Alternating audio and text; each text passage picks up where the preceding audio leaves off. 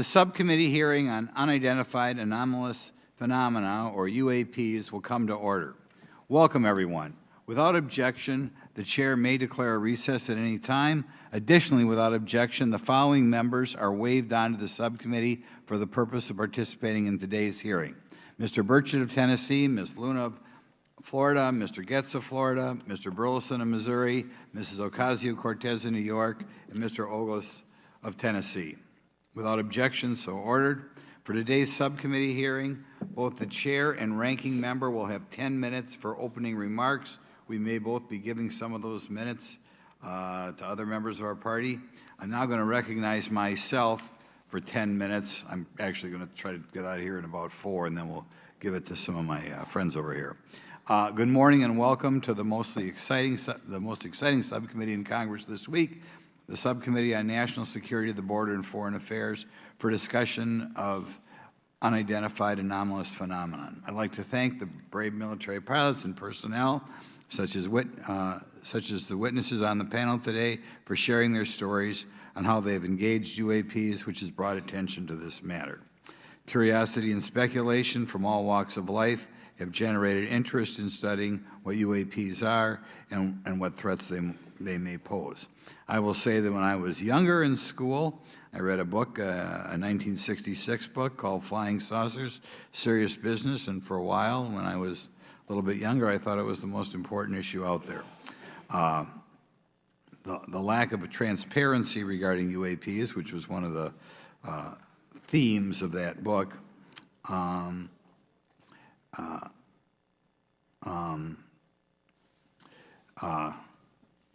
in any event, it's led to interest in studying what UAPs are and what threats they pose. The lack of transparency regarding UAPs has fueled wild speculation and debate for decades, eroding public trust in the very institutions that are meant to serve and protect them, as is evidenced by the large number of people we have here. I also want to point out in 1966, President Gerald Ford claimed to have seen a UFO, and in 1969 in Georgia, Jimmy Carter claimed to have seen a UFO. So this has led Congress to establish entities to examine UAPs. The National Defense Authorization Act of 2022 established the All-Domain Anomaly Resolution Office, or AARO, to conduct or to coordinate efforts across the Department of Defense and other federal agencies to detect, identify, and investigate UAPs. However, AARO's budget remains classified, prohibiting meaningful oversight from Congress. In addition to AARO's efforts, NASA is leading an independent study on UAPs that will identify how UAP data is gathered from both civilian and government entities that can be analyzed to shed light on the topic. However, despite these offices being established, there lies a pressing demand for government transparency and accountability that cannot be overlooked, and that's been a problem that's been around for 50 years. The Biden administration handling of the Chinese spy balloon that violated U.S. airspace is one example how the government is not prepared for these. The Biden administration's description of events has shown that the government continues not to be forthright. Between the Chinese balloon being shot down and 2 UAPs subsequently shot down following the event earlier this year, the U.S. government spent $1.5 million in taxpayer dollars on missiles, yet we have seen little clarity from the Biden administration. We must demand transparency from the Department of Defense, our intelligence community, and our defense industry on the UAP work. We're going to ask some questions about that today. Congress recognizes the subject of UAPs is multifaceted and requires a careful, data-driven approach. Today, we'll see clarity from these witnesses' testimonies, or we'll seek clarity as to what can be done to improve reporting for military and civilians and remain committed to objective inquiry. Congress should work to ensure that knowledge is not driven by fear. Today, we are not just debating the existence of UAPs, we are deliberating on the principles that define our republic, which is a commitment to transparency and accountability. I look forward to hearing from our witnesses today about ways we can improve government efficiency and openness when it comes to UAPs. I thank each of you for your presence here today and for your dedication to safeguarding the interests of the American people. I look forward to your testimony. Now I'm going to turn it over for 2.5 or 3 minutes to Representative Burchett from Tennessee. Thank you, Mr. Chairman. Thank you all for being here. I want to thank everybody for making this happen today. And I want to remind everybody this is a nonpartisan issue. This has nothing to do with party politics. I think the cover-up goes a lot deeper than that. I also want to thank my colleagues, Representative Anna Paulina Luna, sitting beside me here, Jared Moskowitz, my friend across the aisle, has an incredible mind, and I'm anxious to hear his questions. My buddy Eric Burleson, and it's not in my notes here, but Matt Gates. If it hadn't been for Matt Gates, myself, him, and Luna would still be down at Eglin Air Force Base trying to get some answers. He's got an incredible legal mind. Also, I know I saw it in the crowd there, George Knapp, my buddy Jeremy Corbell. They're not witnesses, but they've provided some statements on this subject, and I seek unanimous consent to enter those statements into the record, Mr. Chairman. Without objection. Also, would like to enter in, I understand now that this is unclassified and it's public record, but as we all know, that's sometimes difficult for the public to get a hold of. A report, Defense Intelligence Reference Documents, Advanced Space Propulsion Based on Vacuum, Space-Time Metric Engineering, some light reading for some of our members. Without objection. Thank you. Mr. Knapp wrote, since 1969, the position of our military has been that UFOs pose no threat to national security and are not worthy of further study. I'd say that's the biggest understatement of the decade. He also goes on to talk about the dismissive attitude. It's at odds with what was revealed in documents, reports, and internal memos. And Mr. Cabral says, as he writes these words, the UFO is emerging as a major topic of global importance. I can state that as a fact. Out there, I met a fellow who came in here all the way from Denmark to be here for this meeting. So this is huge. This is worldwide. I think we suspect what's going on, but I'd also like to thank the members of Congress who have supported our efforts to make this hearing happen. Some have even confided to me that they've had UFO sightings of their own. Those members, of course, some of them wish to remain anonymous, and I'll keep it that way. But also, finally, I'd like to thank these three brave witnesses here. They took an oath. They took an oath to uphold the Constitution of the United States, and dadgummit, they're doing it. And we owe them a debt of gratitude.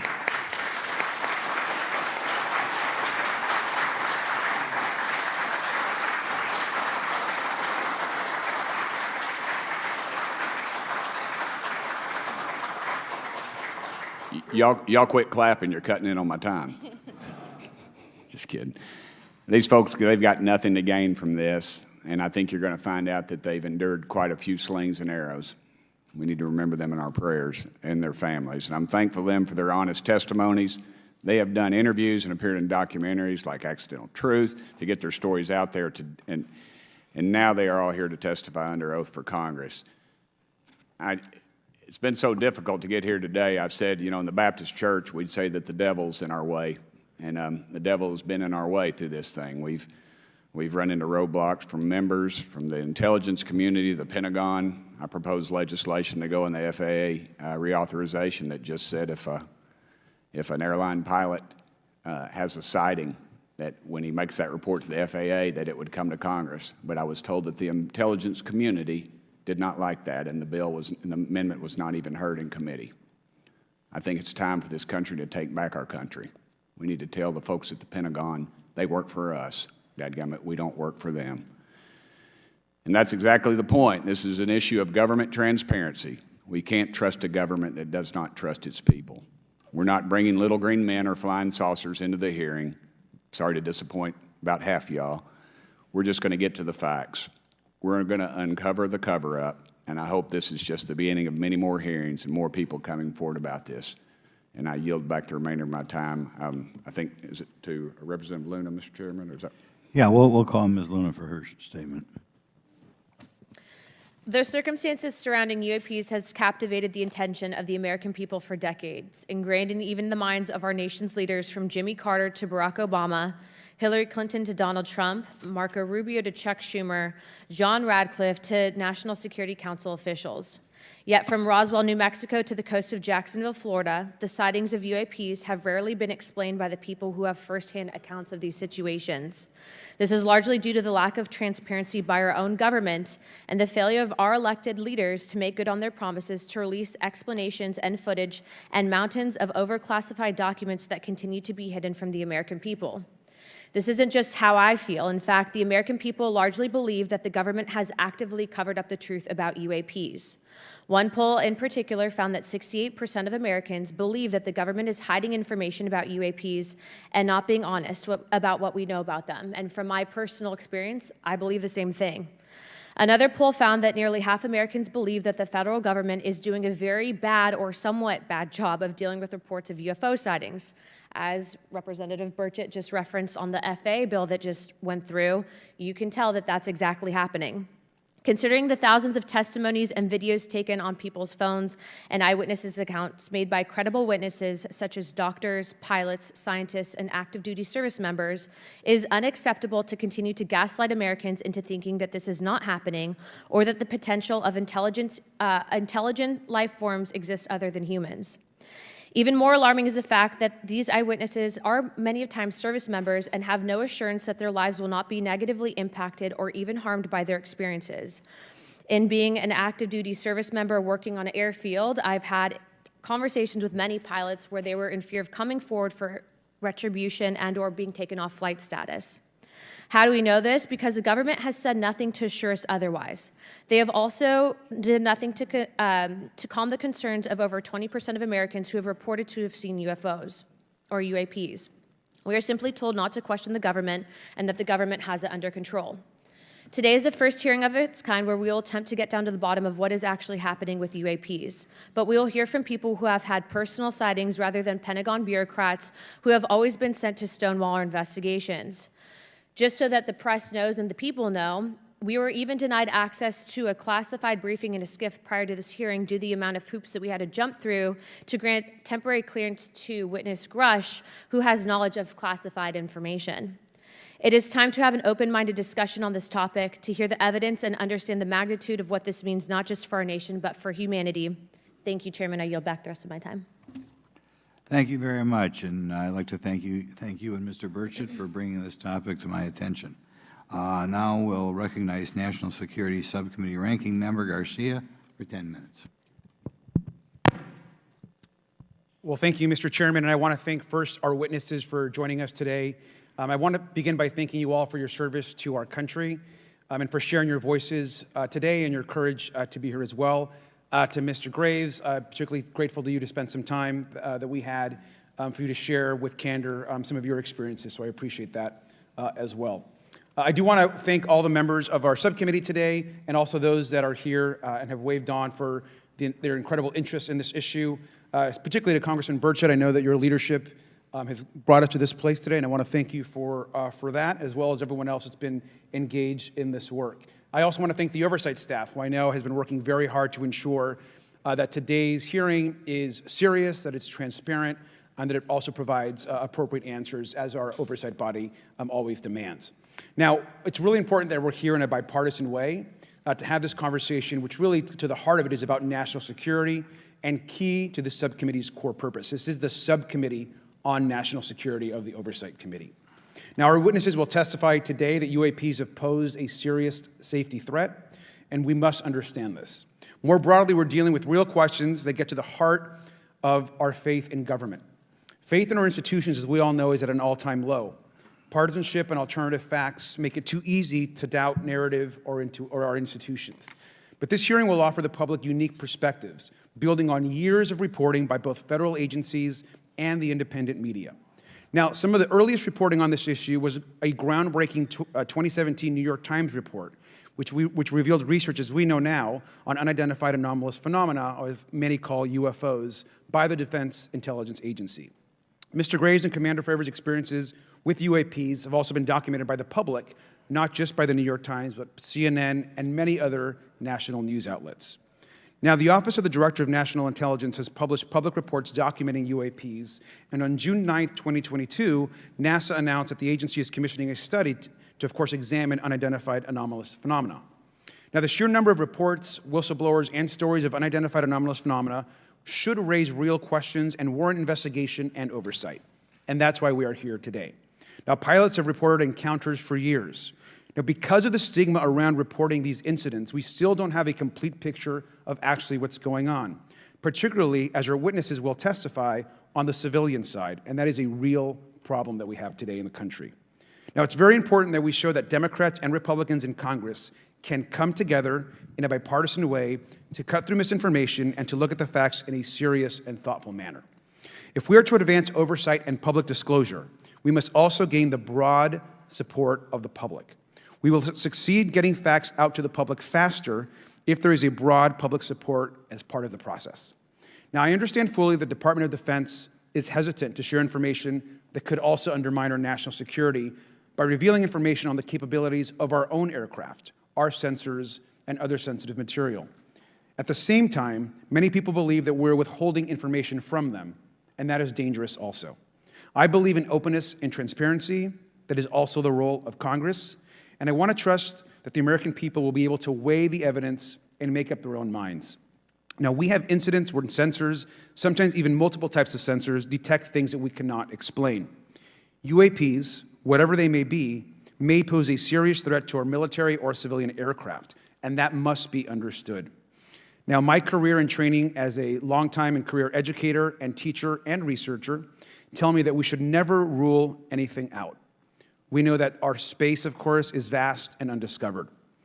I also want to note that Mr. Sean Kirkpatrick, director of the All-Domain Anomaly Resolution Office, the component of the DoD office that investigates UAP data, has testified before the Senate this year that his unit has found no evidence of extraterrestrial activity. NASA has also stated that they don't have evidence of extraterrestrial life either, and we've heard this, of course, from some of our government agencies. And we should remind viewers and witnesses, which I think is really important, that we also cannot share classified information in public settings. But questions, of course, remain that people want to see data and information for themselves. The enormous interest in the hearing today underscores the importance of a fair and open look at the evidence from witnesses who can share their unique perspectives. Now, I know I certainly have a lot of questions, and I know that all the members of our committee do as well. We should come to this hearing with an open mind, and we should not let our existing ideas restrict us on either side. I hear over and over from many agencies the stigma around reporting and investigating UAPs prevents us from getting real answers. We know that whistleblowers have reported harassment, intimidation, or stigma as well, and this is not acceptable. If people can't report incidents which would have national security or safety implications, then that also has serious consequences for us. As ranking member of this subcommittee, I know my job would be completely impossible if whistleblowers or others feel intimidated to come before this committee. We can't be afraid of asking questions, and we can't be afraid of the truth.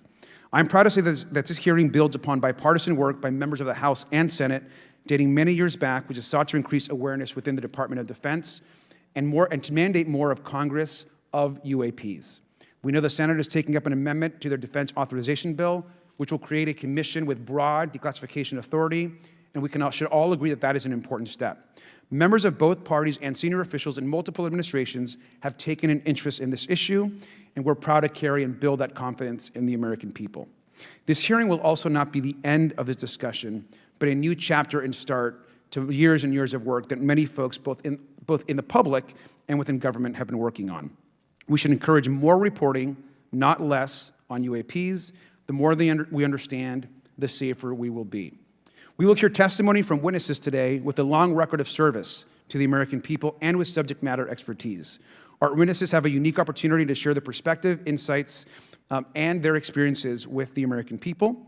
And I encourage all of my colleagues to engage with these difficult questions with an open mind and to follow the facts on behalf of our country. I also just want to say more broadly that we should look at this hearing and believe that everything is on the table as it relates to UAPs. I think an open mind is absolutely the best. I want to yield the 2.5 minutes, the remainder of my time, to the representative from Florida, Representative Moskowitz, for an opening statement. He also has been very much engaged in this issue, and I want to thank him for his leadership. Congressman. Thank you, Ranking Member Garcia. Thank you, Mr. Chairman. I want to thank Tim Burchett and Anna Paulina Luna for their leadership in pushing this hearing forward. I want to thank, obviously, committee staff and their staff working on this on a bipartisan basis because many Americans are deeply interested in this issue, and it shouldn't take the potential of non-human origin to bring us together. Additionally, I want to thank the witnesses for coming forward to share your perspectives, your thoughts, and the sightings of UAPs. Unlike other hearings many times in Congress, you're not here to help a political party, but you're here to share information with the American people. And it's not something that is just going on in this administration. It's something that's spanned many administrations. For decades, many Americans have been fascinated by objects mysterious and unexplained, and it's long past time that they got some answers. The American public has a right to learn about technologies of unknown origins, non-human intelligence, and unexplainable phenomena. Those are not the words of a UFO Twitter account, though that is a direct quote from Majority Leader Chuck Schumer, that the American public has a right to learn about technologies of unknown origins, non-human intelligence, and unexplainable phenomena. In an interview with Fox News, recent former Director of National Intelligence John Radcliffe confirmed the U.S. government is aware a lot more sightings of UAPs, and that they have not made that information public. I quote, "There are a lot more sightings that have not been made public," Radcliffe said to Fox News. For me, this hearing is about transparency. We unfortunately live in a time in which many people distrust government and our institutions, and overclassification of information away from the American public or even Congress contributes to today's politics. The American people have regular questions. What are UAPs? How come the media doesn't report more on them? Are they foreign adversaries? Are they U.S. technology? Are they something else? They ask themselves, how come when a Russian jet shoots flares at one of our drones, we have perfect pictures and videos to show the American people and the world, but when it comes to UAPs, nothing? Of course, we must always protect our national security to maintain our superiority, like when stealth helicopters were only rumored to exist but were used in the Osama bin Laden raid in 2011. But we can't allow that to be used as a shield to keep the American people completely in the dark from basic truths. The American people deserve to hear more about special access programs. Congress has a right to know if there's any unsanctioned weapons development. Satellite imagery that has not been provided to Congress. Congress created the All-Domain Resolution Office in the NDAA of 2022. In its initial analysis, there are 171 uncharacterized UAP reports, and this is the words from the report, that appear to have demonstrated unusual flight characteristics or performance capabilities. I believe more information is known about the 171 instances. It's time for Congress to reinsert ourselves. I call on our military leaders and intelligence officials to release more information to the American people about UAPs. And to our military leaders, if there's nothing to conceal, let Congress go to Wright-Patterson Air Force Base, the Dugway Proving Ground, or even Groom Lake in Nevada. We should have disclosure today. We should have disclosure tomorrow. The time has come. Thank you, Ranking Member. Thank you, Mr. Moskowitz, and I will yield back now to our chairman. Thank you. Right, now I'd like to introduce our witnesses. Our first witness is Lieutenant Ryan Graves. He's the Executive Director of Americans for Safe Aerospace. Lieutenant Graves is also a former U.S. Navy F-18 pilot with his own UAP experience. The next witness, David Grush, is a former senior intelligence officer with the National Geospatial Intelligence Agency and was a senior technical advisor for UAP issues. And finally, retired Navy Commander David Fravor, squadron leader who worked as a naval aviator for 18 years. Mr. Fravor has his own UAP experience, known as the TikTok event. I look forward to hearing from all three of you today. Pursuant to Committee Rule 9G, the witnesses will please stand and raise their right hands. Do you solemnly swear or affirm that the testimony you are about to give is the truth, the whole truth, and nothing but the truth, so help you God? Let the record show that all the witnesses answered in the affirmative. You may be seated. We appreciate you all being here today and look forward to your testimony. I'll remind the witnesses that we have read your written statements and they will appear in full in the hearing record. Please try to limit your oral statements to 5 minutes. As a reminder, please press the button on the microphone in front of you so that it's on and the members can hear you. When you begin to speak, the light in front of you will turn green. After 4 minutes, it'll turn yellow, and the red light, when that comes on, it tells you your 5 minutes have expired. I'll now recognize Mr. Graves for 5 minutes for your opening statement. Thank you. Chairman Grothman, Ranking Member Garcia, distinguished members of the House Oversight Subcommittee on National Security, Representatives Burchett and Luna. My name is Ryan Fobbs Graves, and I'm a former F-18 pilot with a decade of service in the U.S. Navy, including 2 deployments in Operation Enduring Freedom and Operation Inherent Resolve. I have experienced advanced UAP firsthand, and I'm here to voice the concerns of more than 30 commercial aircrew and military veterans who have confided their similar encounters with me. Today, I would like to highlight 3 critical issues that demand our action. As we convene here, UAP are in our airspace, but they are grossly underreported. These sightings are not rare or isolated, they are routine. Military aircrew and commercial pilots, trained observers whose lives depend on accurate identification, are frequently witnessing these phenomena. The stigma attached to UAP is real and powerful and challenges national security. It silences commercial pilots who fear professional repercussions, discourages witnesses, and is only compounded by recent government claims questioning the credibility of eyewitness testimony.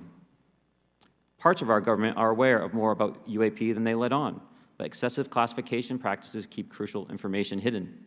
Since 2021, all UAP videos are classified as secret or above. This level of secrecy not only impedes our understanding, but fuels speculation and mistrust. In 2014, I was an F-18 Foxtrot pilot in the Navy Fighter Attack Squadron 11, the Red Rippers, and I was stationed at NAS Oceana in Virginia Beach. After upgrades were made to our jet's radar systems, we began detecting unknown objects operating in our airspace. At first, we assumed they were radar errors, but soon we began to correlate the radar tracks with multiple onboard sensors, including infrared systems, eventually through visual ID. During a training mission in Warning Area Whiskey 72, 10 miles off the coast of Virginia Beach, 2 F-18 Super Hornets were split by a UAP. The object, described as a dark gray or a black cube inside of a clear sphere, came within 50 feet of the lead aircraft and was estimated to be 5 to 15 feet in diameter. The mission commander terminated the flight immediately and returned to base. Our squadron submitted a safety report, but there was no official acknowledgement of the incident and no further mechanism to report the sightings. Soon, these encounters became so frequent that aircrew would discuss the risk of UAP as part of their regular pre-flight briefs. Recognizing the need for action and answers, I founded Americans for Safe Aerospace. The organization has since become a haven for UAP witnesses who were previously unspoken due to the absence of a safe intake process. More than 30 witnesses have come forward, and almost 5,000 Americans have joined us in the fight for transparency at safeaerospace.org. The majority of witnesses are commercial pilots at major airlines. Often, they are veterans with decades of flying experience.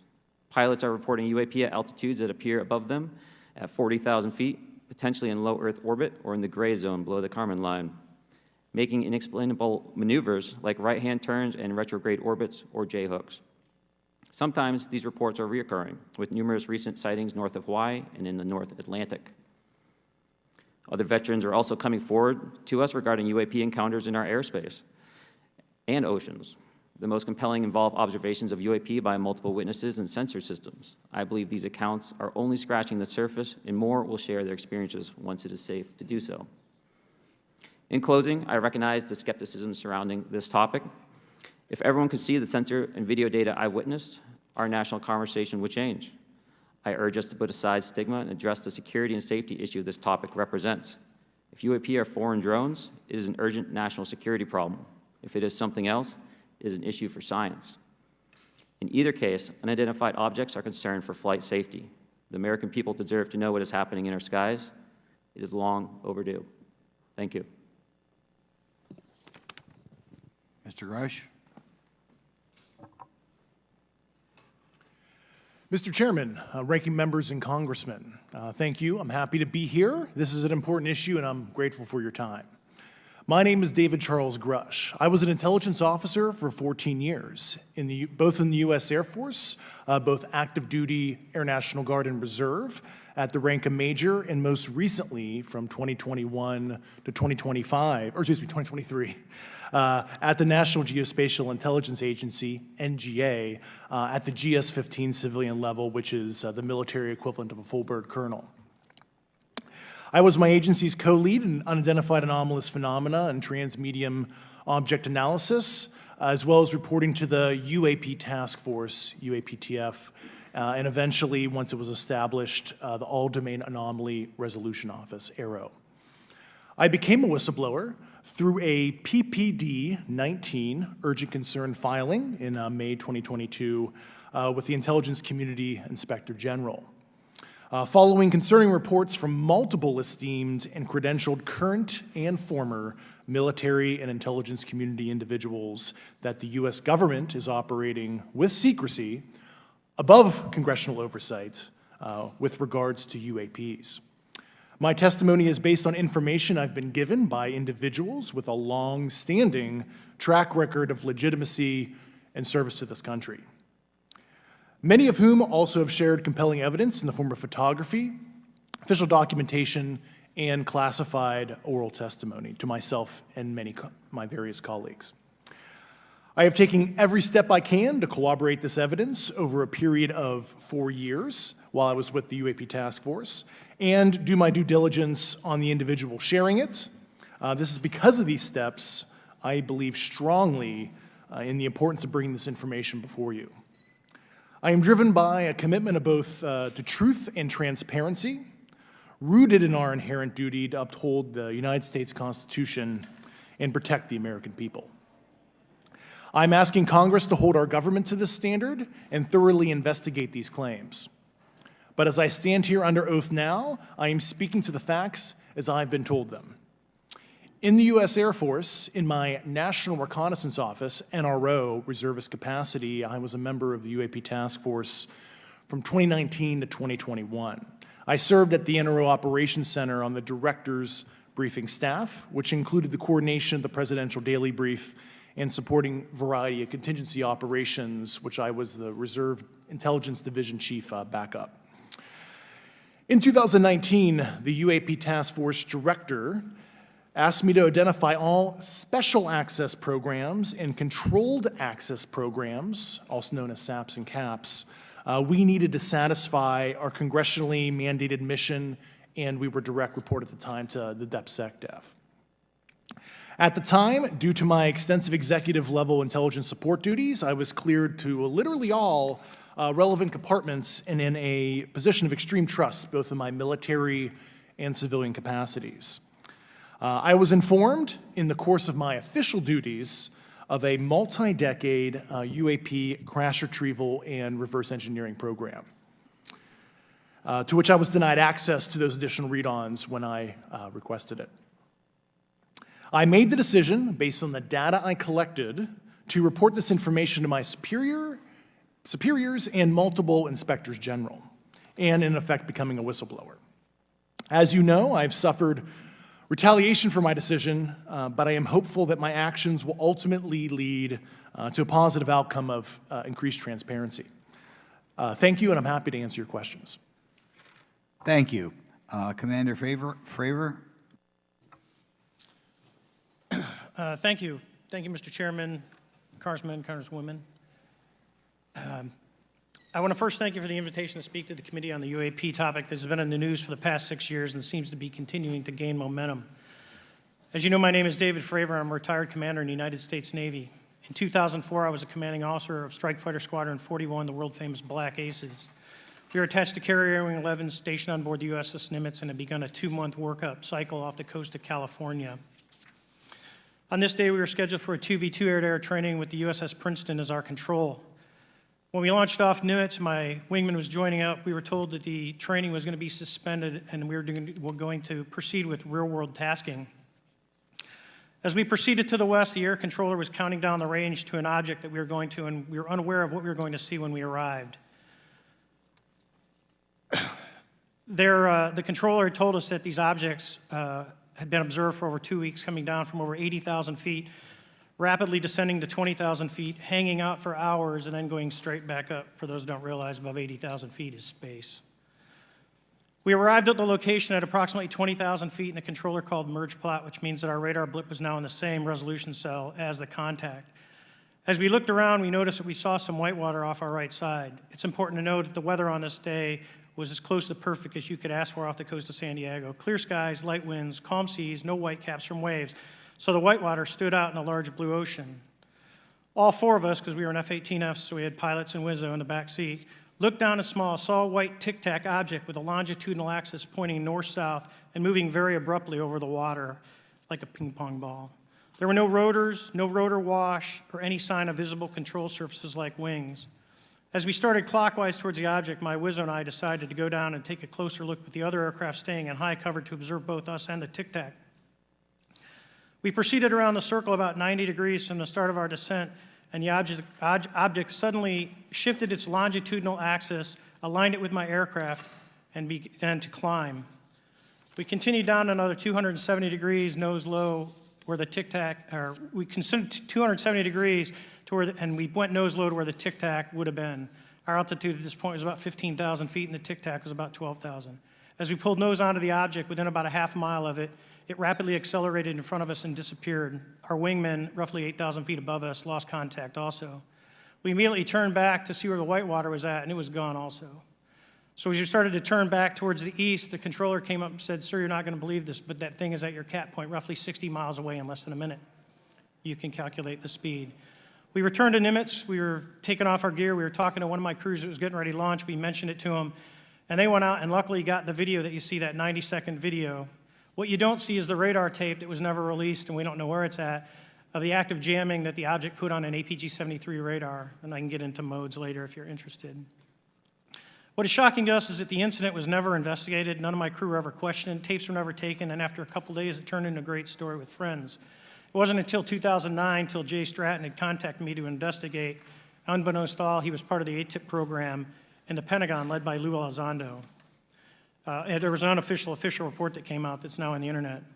Years later, I was contacted by the other pilot, Alex Dietrich, and asked if I'd been contacted, and I said no, but I'm willing to talk. I was contacted by Mr. Elizondo, and we talked for a short period of time, and he said we'd be in contact. A few weeks after that, I was made aware that Lou had left the Pentagon in protest and joined forces with Tom DeLonge, Chris Mellon, Steve Justice, and others to form Two Stars Academy, an organization that pressed the issue with leading industry experts and U.S. government officials. They worked with Leslie Kean, who is present today, Ralph Blumenthal, and Helene Cooper to publish the articles in the New York Times 2017 New York Times, and it removed the stigma on the topic of UFOs, which is why we're here today. Those articles open the door for the government and public that cannot be closed. It has led to an interest from our elected officials who are not focused on little green men, but figuring out where these craft are, where they're from, the technology they possess, how do they operate. It also led to the Whistleblower Protection Act and the NDAA. There are multiple witnesses coming forward to say that have firsthand knowledge, and Mr. Grush just covered that. What concerns me is that there's no oversight from our elected officials on anything associated with our government processing or working on craft. Believe it not from this world. This issue is not a full public disclosure that could undermine national security, but it is about ensuring that our system of checks and balances works across all work done in the government using taxpayer funds.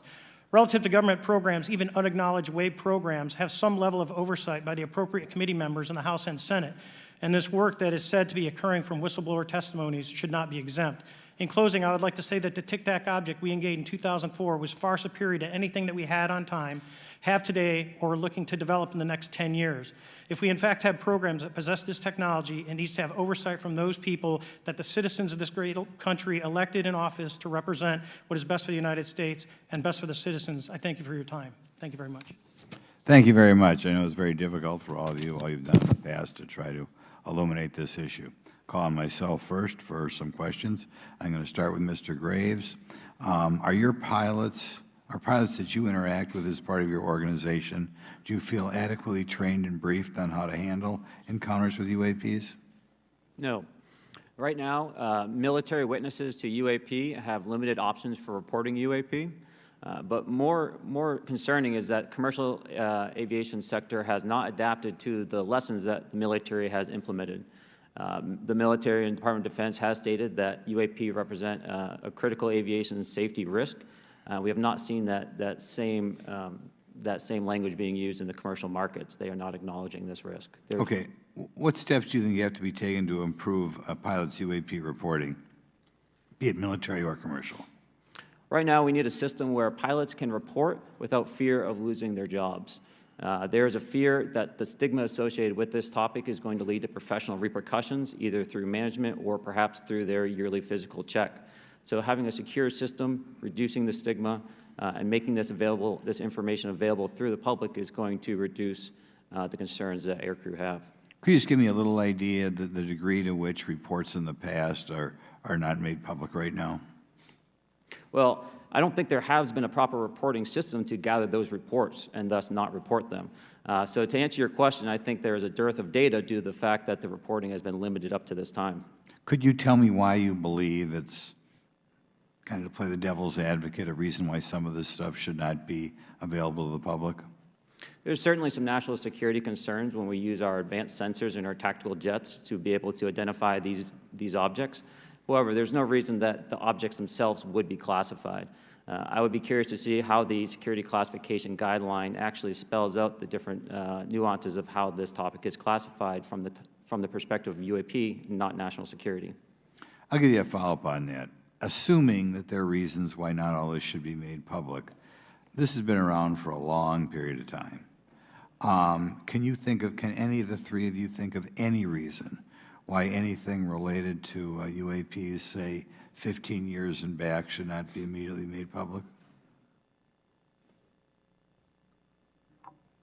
I think one of it is acknowledging a vulnerability, both from a collection and I'll just say a countermeasure perspective. So it's that we haven't cracked for many years. Yeah. Even say 20 years back. Is there any reason why, when you go back that far, things shouldn't be made public? Unless it shows a specific national security vulnerability as it relates to a weakness in a particular defense system. Okay, Mr. Fravor, the TikTok incident that you were engaged occurred in 2004. What kind of reporting took place after that incident? None. We had a standard debrief where the backseaters went down to our carrier intel center and briefed what had happened, and that was it. No one else talked to us, and I was in the top 20 in the battle group. No one came. The captain was aware, the admiral was aware, nothing was done. Your commanding officers provide any sort of justification? No, because I was the commanding officer of the squadron, so no. Was this incident the only UAP event that you encountered while you were a pilot? Yes, it was. Okay. This is for any one of you. Based off of each of your experiences and observations, do you believe UAPs pose a potential threat to our national security? Yes, and here's why. The technology that we faced was far superior than anything that we had, and you could put that anywhere. If you had one, you captured one, you reverse engineered it, you got it to work, you're talking something that can go into space, go someplace, drop down in a matter of seconds, do whatever it wants, and leave, and there's nothing we can do about it. Nothing. Okay. You two? Well, I would also like to add, from a commercial aviation and military aviation perspective, we deal with uncertainty in our operating space as a matter of our professional actions. Identifying friend from foe is very important to us. And so when we have unidentified targets and we continue to ignore those due to a stigma or a fear of what it could be, that's an opening that our adversaries can take advantage of. What steps should be taken to better understand and respond to UAP encounters in the interest of national security?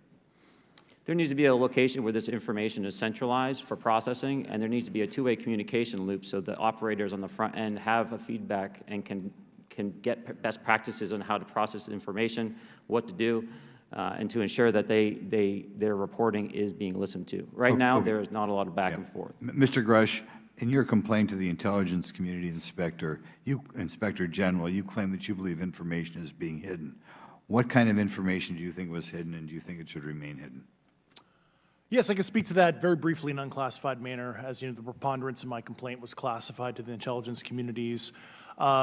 Both material acquisition and exploitation activity, also baselining the UAPs but not sharing it with intelligence professionals that are actually doing step briefs to pilots, that kind of information. Yeah. Okay. Thank you very much. Now we'll go to Mr. Garcia. Thank you. Again, thank you all for your service and for testifying today. Want to just talk about UAPs as it relates to what we're seeing in the pilots' interaction with UAPs. Particularly, Mr. Graves, one of the, I think, concerns that for members of this committee is this idea that pilots, there's no system to actually report UAPs and the stigma around pilots. And so can you just briefly, you mentioned that you're working with 30 pilots right now that have had encounters with UAPs, but you've also, I believe, discussed and know of many more pilots. This is just those that you're currently working with. Is that correct? Can you expand on that? Certainly. I'll break that down in two ways. First, when we were first experiencing these objects off the eastern seaboard in the 2014 to 2015 time period, anyone that had upgraded their radar systems were seeing these objects. So there was a large number of my colleagues that were detecting these objects off the eastern seaboard. They were further correlating that information with their other onboard sensors, and many of them also had their own eye sightings as well of these objects. Now, that was our personal firsthand experience at the time. Since then, as I've engaged this topic, others have reached out to me to share their experiences, both on the military side as well as the commercial aviation side. On the military aviation side, veterans that have recently got out have shared their stories and have expressed how the objects we were seeing in 2014, 2015 continued all the way to 2019, 2020, and beyond. And so it became a generational issue for naval aviators on the eastern seaboard. This was something we were briefing to new students. This is something that was included in the notice to airmen to ensure that there was no accidents. And now with commercial aviators, they are reaching out because they're having somewhat similar experiences as our military brothers and sisters, but they do not have any reporting system that they can send us to. And let me just add, both to Mr. Fravor as well as Mr. Graves, not having this system for reporting, would you both agree that it's harmful to not just our national security interests, but to understand this phenomenon of what's happening with UAPs? I think it's actually a travesty that we don't have a system to correlate this and actually investigate. You know, so if you took the East Coast, you know, there's coastal radars out there that monitor our air defense identification zone, so out to 200 miles. They can track these, you know, so when you see them, they could actually go and pull that data and get maneuvering. And instead of just having the airplanes, there's other data sources out there. And I've talked to other government officials on this. So you need a centrally located repository that these reports go to. So if you just stuck it in DOD, you wouldn't get anything out of the Intelligence Committee because they have a tendency to not to talk. But if you had a central location where these reports would come in, not just military, but also commercial aviation, because there's a lot of that going on, especially if you talk to anyone that flies from here to Hawaii, over the Pacific, they see odd lights. So I think you need to develop something that allows you a central point to collect the data in order to investigate. Mr. Graves? I would concur with everything Mr. Fravor said. I'll continue to say that the commercial pilots that have reached out to me through Americans for Safe Aerospace are doing so because they don't feel there's another way for them to report this safety issue. And I think one of the clear outcomes of this hearing already is that there has to be a safe and transparent reporting process for pilots, both on the commercial side and the military side, to be able to report UAPs in a way that's also transparent, but also understands the scope of our national security interests and what may be classified or not. But I think there has to be some sort of system, and so that's something that I hope can be an outcome that this committee can work on. Is there anything else for the two of you briefly beyond this reporting system that you think that we can do as a government to encourage and facilitate more civilian reporting? I think we're doing it right now. Okay, great. I think this hearing is going to show the American people that their government takes this topic seriously. And how about civilians that may not be pilots? What kind of process could be in place for civilians who are not pilots, who may have UAP encounters? Do either of you have any suggestions that could facilitate that? My recommendations would be to make that a sensor-centric operation in order to make it as objective as possible.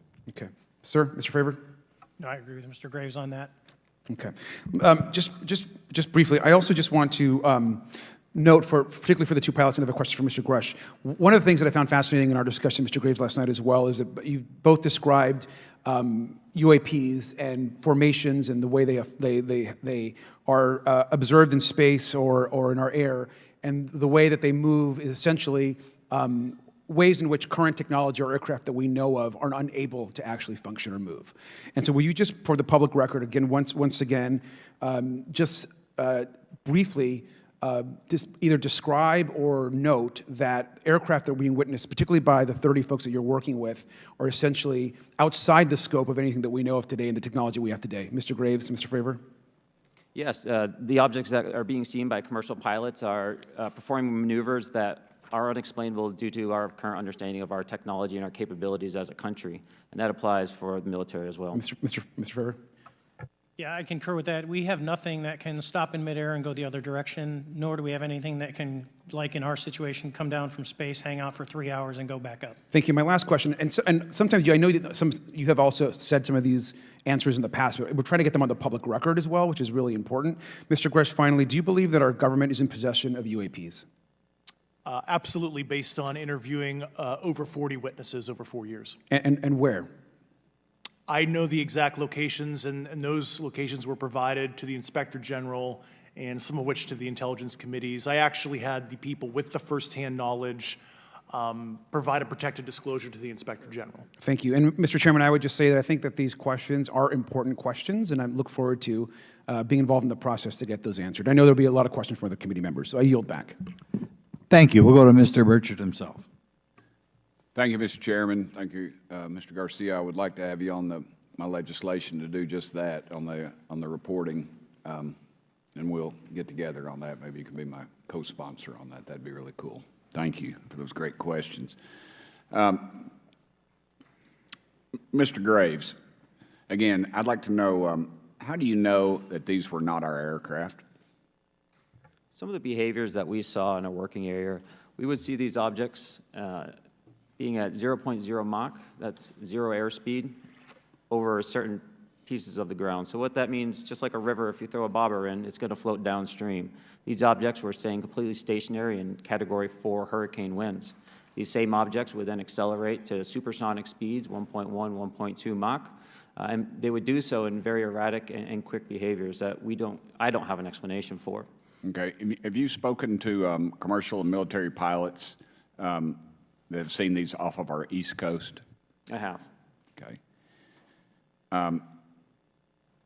Mr. Favor, I noticed that in the Tic Tac video, it's Tic Tac like the candy, not TikTok like the Chinese Communist app. That's correct. Yes, sir. I just want to make that because my daughter corrected me on that and called me a boomer and said, "Hey, boomer," and I said, "No, baby, it's Tic Tac like the candy. You're gonna have to just look it up." And but now I would also like to say today is a day of many firsts. It's a miracle that we're having this meeting, and it's also a miracle that my wife has put up with me for 9 years today. Today is my anniversary, so I want to tell my wife happy anniversary and that I love her very much. As she likes to say, this 9 years have been the best 2 years of her life. So, thank you. Mr. Favor, what astonished you the most about the flight capabilities of these Tic Tac, very briefly? The performance, absolute performance. It was. And you're not aware of any other objects that anybody in the world has, in this world, that has those capabilities? No, I think it's far beyond actually our material science that we currently possess. Are you aware of any other reconnaissance platforms that have tracked or recorded the Tic Tac's maneuvers, maybe the NORAD system or any of the others? I am not. Okay. Mr. Grush, thank you for being here, brother. Thank you all very much. Have you faced any retaliation or reprisals for any of your testimony or anything on these lines? Yeah, I have to be careful what I say in detail because there is an open whistleblower reprisal investigation on my behalf, and I don't want to compromise that investigation by providing anything that may help provide somebody information. But it was very brutal and very unfortunate, some of the tactics they used to hurt me both professionally and personally, to be quite frank. Yeah. It's very unfortunate, as they say, when you're over the target, that's when they do the most firing at you. Do you have any personal knowledge of people who have been harmed or injured in efforts to cover up or conceal these extraterrestrial technology? Yes. Personally. Have anyone been murdered that you know of or have heard of, I guess? I have to be careful asking that question. I directed people with that knowledge to the appropriate authorities. Maybe in a, if we could get in a confidential area, SCIF, we could talk about that. But unfortunately, we were denied access to the SCIF, and that's very unfortunate in this scenario. Mr. Favor, do you believe that you witnessed an additional object under the water in relation to your encounter? I will say we did not see an object. There was something there to cause the whitewater, and when we turned around, it was gone. So there was something there that obviously moved. Okay, it was not the same object though that you were looking at, correct? No, we actually joked that the Tic Tac was communicating with something when we came back, and because the whitewater disappeared. We were in another instance. We're told about the capabilities of a jamming during viewing of when there were some people chasing some of these objects. Did you experience any of that jamming or interrupting your radar or weapons system? My crew that launched after we landed experienced significant jamming to the APG-73 radar, which was what we had on board, which is a mechanically scanned, very high-end system prior to the APG-79. And yes, it did pretty much everything you could do, range, velocity, aspect, and then it spit the lock, and the targeting pod is passive. That's what we were able to get the video on. I'm about to run out of time, but are you aware of any of our enemies that have that capability? No. Okay. I would also like to note for the record that, like George Knapp, breaking Area 51, he's the reason I knew about that, and the reason I know about the Tic Tacs is Leslie Keene from New York Times article, and I would encourage everybody to read that. Thank you, Mr. Chairman. I yield back to you for no time. Very good. Mr. Raskin? Thank you, Mr. Chairman. Mr. Graves, you reported UAP encounters during training flights, I think, and have since come forward to warn the Pentagon that these encounters may be putting pilots at risk. My first question is, you've identified these as taking place on the East Coast. Is it just on the East Coast where these encounters have been reported? No. Since the events initially occurred, I've learned that the objects have been detected essentially where all operations, Navy operations are being conducted across the world. And that's from the All-Domain Anomaly Resolutions Office reporting. All right, can you describe your experience after you decided to come forward and go public with your experience? Certainly. Like many others, in 2017, I saw the New York Times article come out as well. And for me, it was special because I recognized the voices on the video. I recognized the video itself. I had seen it when it was taken. I'd seen it when it was debriefed. And so that was kind of shook me because I realized that this problem was still ongoing. And so I reached out to colleagues back on the East Coast and realized that this was still a safety risk that they were dealing with, that they had essentially hit a wall with how they could move forward on this conversation. It was at that point when I decided to try to move the conversation forward myself. Are there common characteristics to the UAPs that have been cited by different pilots, and can you describe what the convergence of descriptions is? Certainly. We were primarily seeing dark gray or black cubes inside of a clear sphere. I'm sorry, dark gray or black cubes? Yes, inside of a clear sphere, where the apex or tips of the cube were touching the inside of that sphere. And that was primarily what was being reported when we were able to gain a visual tally of these objects. And that occurred over almost 8 years. And as far as I know, it's still occurring. So I take it that you're arguing what we need is real transparency in a reporting system so we can get some clarity on what's going on out there, because there are many pilots in your situation, but we should have a way of developing a systematic inventory of all of such encounters. Is that right? Yes, and I think we need both transparency and the reporting. We have the reporting, but we need to make sure that information can be promulgated to commercial aviation as well as the rest of the populace. Mr. Grush, what about you? What was your experience after you came forward? Well, it's only been about 2 months or so, so I guess my experience has been overwhelming support from former colleagues of mine that have privately messaged me, and I do appreciate that. But I do have knowledge of active planned reprisal activity against myself and other colleagues, and it's very, very upsetting to me. Coming from where? Certain senior leadership at previous agencies I was associated with. And that's all I'll say publicly, but I can provide more details in a closed environment. Okay. Well, I hope you understand that there would be bipartisan rejection of any attempt to vilify, demonize, or engage in other reprisals against our witnesses and people who are telling the truth from their perspective. Yeah, there were certain colleagues of mine that were brutally administratively attacked, and it actually makes me very upset as a leader to see that happen to other coworkers and actually superiors of mine over the last 3 years. How do you account for that response? That seems like a bizarre response. I call it administrative terrorism. That's their quiver, their tool in the toolbox to silence people, especially the career government service cares about their career, cares about their clearance, their reputation to climb the ladder. And when you threaten that float, career path, a lot of people back off. But I'm here to represent those people. So, Mr. Fravor, what about you? What has your experience been since you've come forward with your perspective on this? Actually, I've been treated very well. And the 6 people that were involved, myself included, all of them have or will be retiring from the military as 05s or 06s. And all my friends that are very senior, 3 and 4 stars, I've talked to them. They believe, they understand there's a problem. But no, I was actually treated really well. And what is your general interpretation of these phenomena, or what is your current thinking of trying to make sense of them? Well, I'll say, you know, I'm not like a UFO fanatic. It's not me. But I will tell you that what we saw with 4 sets of eyes over a 5-minute period, still, there's nothing, we have nothing close to it. It was amazing to see. I told my buddy I wanted to fly it, but yeah, it's just an incredible technology. All right, Mr. Chairman, thank you very much. I'll yield back to you. Thanks. On to Ms. Luna. Mr. Grush, in speaking to you yesterday, I just wanted to follow up on Representative Raskin's questions. In the last couple of years, have you had incidences that have caused you to be in fear for your life for addressing these issues? yes, personally.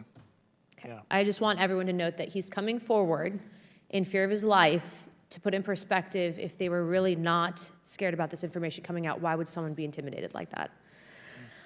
To your knowledge, are NHIs working with adversarial foreign governments in either technology exchange programs or back engineering programs? I don't have data on that. I'm not sure. Have you heard or you had people come forward to present that evidence? Not that particular evidence that you just espoused. Okay, on the 19th of April, Dr. Kirkpatrick, head of AARO, had said that he did not find any evidence of UAPs. You also stated that you had, in your interview, that you had briefed him on information that you were uncovering, but that he did not follow up with you. Were the items that you divulged to him pertinent to national security? Yes, him and I had a classified conversation in April 2022 before he took over AARO in July 2022, and I provided him some concerns I had. Do you know why he might not have followed up with you? Unfortunately, I cannot read his mind. I wish he did. I was happy to give sage counsel to him on where to look when he took the helm of AARO.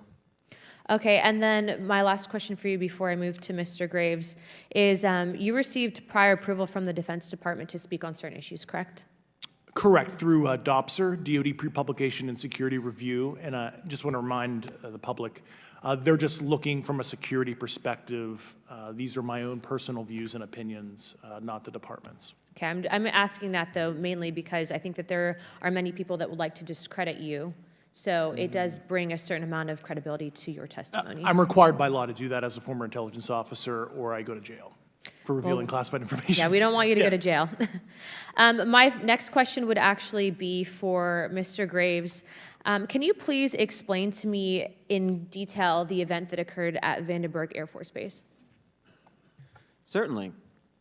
In the 2003 timeframe, a large group of Boeing contractors were operating near one of the launch facilities at Vandenberg Air Force Base when they observed a very large 100-yard sided red square approach the base from the ocean and hover at low altitude over one of the launch facilities. This object remained for about 45 seconds or so before darting off over the mountains. There was a similar event within 24 hours later in the evening. This was a morning event, I believe 8:45 in the morning. Later in the evening, post-sunset, there were reports of other sightings on base, including some aggressive behaviors. These objects were approaching some of the security guards at rapid speeds before darting off. And this is information that was received through one of the witnesses that have approached me at Americans for Safe Aerospace. Was this documented in any official form, whether it was a police blotter? Yes, they had official documentation and records from the event that the witness held over the years. And I'm not going to ask you to do it right now for time reasons, but you'd be able to sketch what was witnessed, correct? And have you seen that before on any other equipment and/or during your flight time? I have not seen what they've described. This object was estimated to be almost the size of a football field. and I have not seen anything personally that large. Okay, and then another question on follow-up referencing the gimbal video Go Fast incident. Can you just clarify, because to our understanding, the footage was actually cut off at a certain point, but what happens at the end of that video, just for those Americans specifically there that are wanting to know about the rest of that footage? Certainly. There was some uncertainty or instability with the object. It seemed to rock a bit, and that's the last I had seen of the video. Much of the data that I would recommend be analyzed would consist of radar data that would provide precise kinematics on the object, as well as the fleet of objects that were operating nearby. Okay, and follow-up, in regards to the reporting procedures that Mr. Garcia had addressed on, as well as Representative Burchett, with the FAA, to your understanding, pilots that are seeing this, commercial airline pilots, are they receiving cease and desist letters from corporations for coming forward with information in regards to safety for potential airline passengers? I have been made privy to conversations with commercial aviators who have received cease and desist orders. So the American public should know that corporations are putting their own reputations on the not the line, but ahead of the safety of the American people. And I think, would you agree with that statement? It appears so. Okay. And I guess this would be my last, I'm out of time. I yield. I'll be back. Good. Mr. Moskowitz. Thank you, Mr. Chairman. Gentlemen, let's talk about the laws of physics for a second. Mr. Graves and Commander Favor, I heard you talk about speed. When those objects broke the sound barrier, did they make a sonic boom? I was in a jet. You can't hear anything. It's kind of loud in there. Yeah, you're not able to actually personally tell within the vehicle. I will say the objects that we were seeing, they were spherical, and they were observed up to Mach 2, which is a very non-aerodynamic shape. What about G-forces? Let's talk about G-forces of those vehicles. Could a human survive those G-forces with known technology today? No. No, not for the acceleration rates that we observed. Okay. What about what they look like? How close did you get? Did you see a seam or a rivet or a section? And what I mean is, obviously, the jets you're flying have all those things. Did these objects have those? Do you want to go, Ryan? I didn't have the detail to be able to tell that. So we got within a half mile of Tic Tac, which people say that's pretty far, but in airplanes, that's actually relatively close. No, it was perfectly white, smooth, no windows, although when we did take the original FLIR video that is out there, when you put it on a big screen, it actually had two little objects that came out of the bottom of it. But other than that, no windows, no seams, no nothing. Mr. Grush, as a result of your previous government work, have you met with people with direct knowledge or have direct knowledge yourself of non-human origin craft? Yes, I personally interviewed those individuals.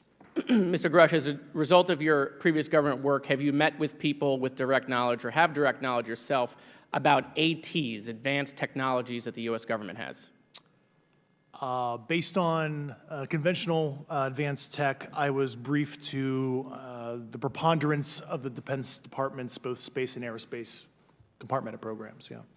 Do you have knowledge or do you have reason to believe that there are programs in the advanced tech space that are unsanctioned? Yes, I do. Okay. Yeah. And when you say that they're above congressional oversight, what do you mean? Complicated question.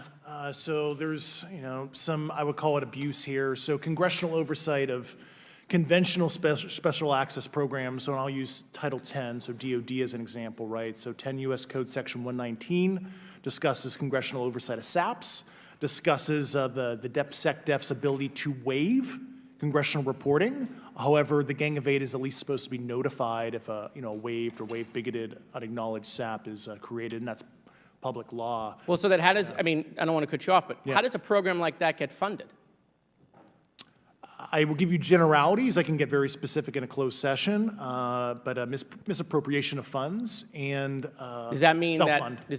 that there is money in the budget that is said to go to a program, but it doesn't, and it goes to something else? Yes, I have specific knowledge of that. Yep. Do you think U.S. corporations are overcharging for certain tech they're selling to the U.S. government, and that additional money is going to programs? Correct, through something called IRAD. Okay. Satellite imagery.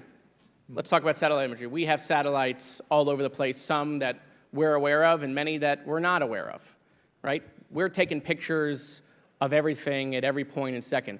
Mr. Grush, are you aware, do you have direct knowledge, or have you talked to people with direct knowledge that there are satellite imagery of these events? That was one of my primary tasks at NGA, since we process, exploit, and disseminate that kind of information. I've seen multiple cases, some of which, to my understanding, and of course I left NGA in April, so that's my information cutoff date. But I personally reviewed both what we call overhead collection and from other strategic and tactical platforms that I could not even explain prosaically. And I have a degree in physics, by the way, as well.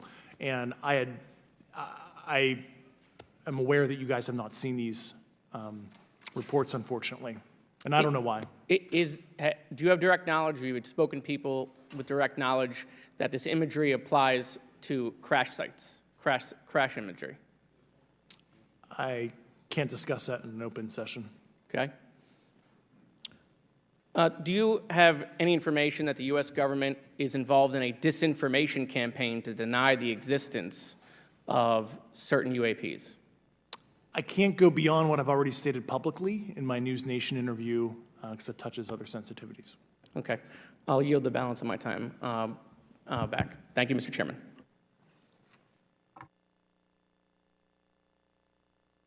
Ms. Fox? Thank you, Mr. Chairman, and I thank our witnesses for being here today. Mr.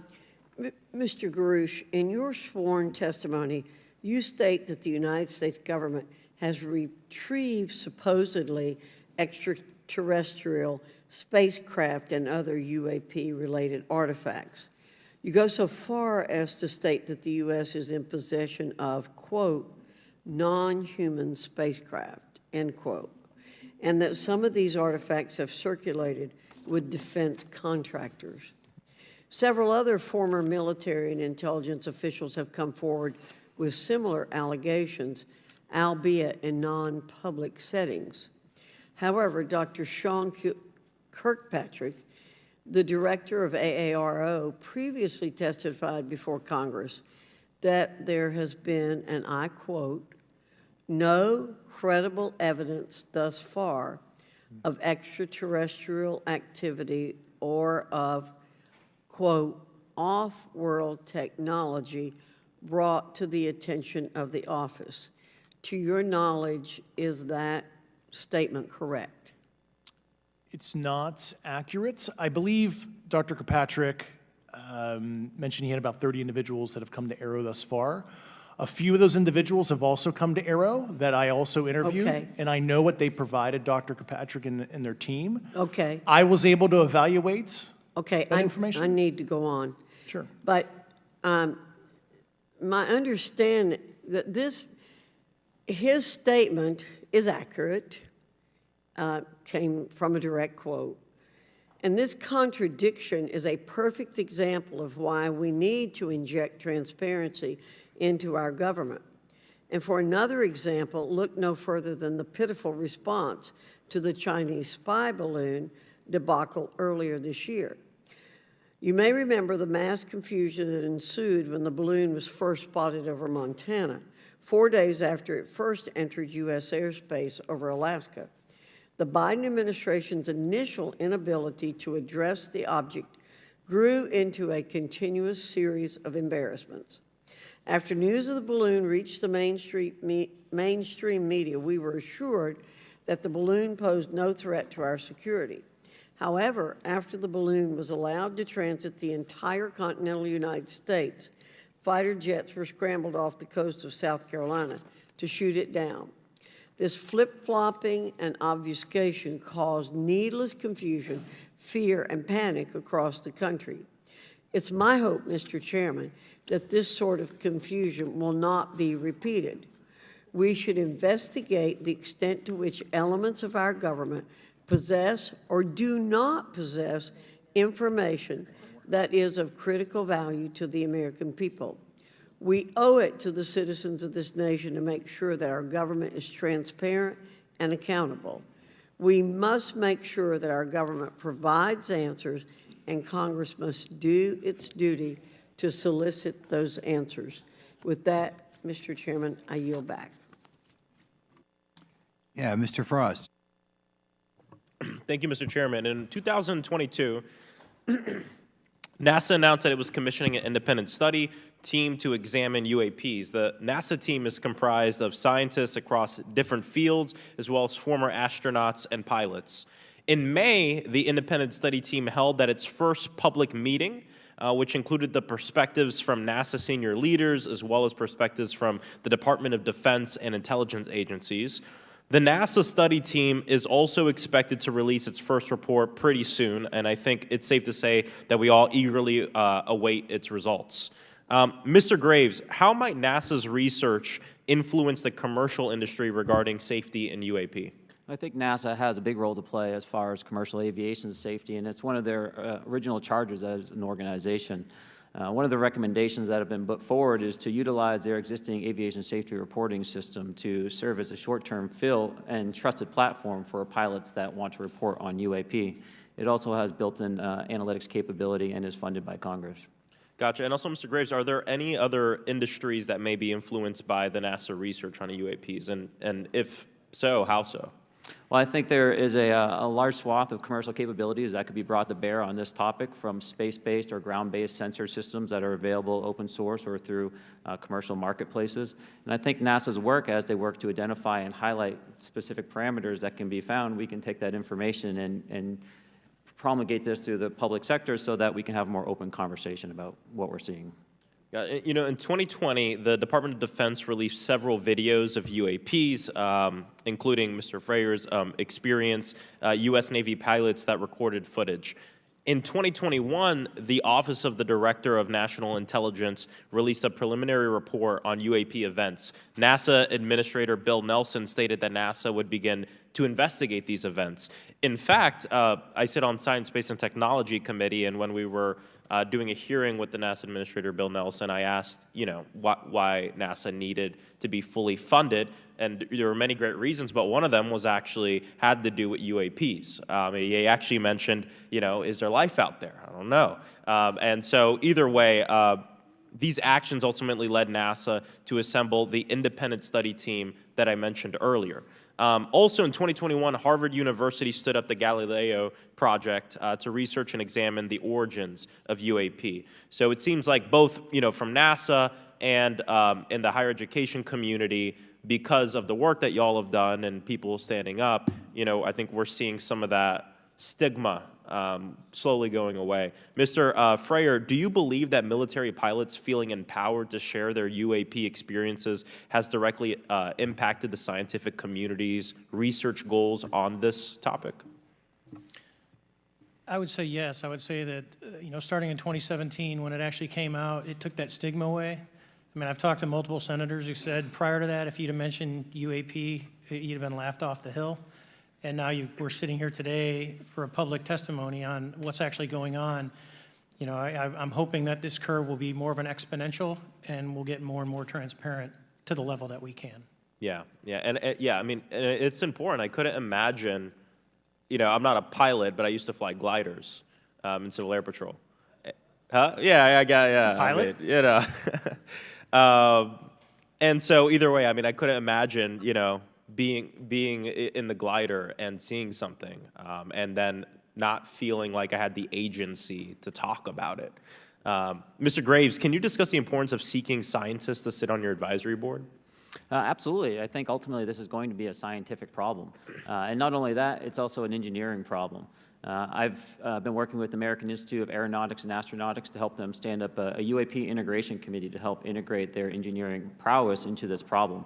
And so, yes, very much, I think this is an engineering and scientific problem as much as a national security problem.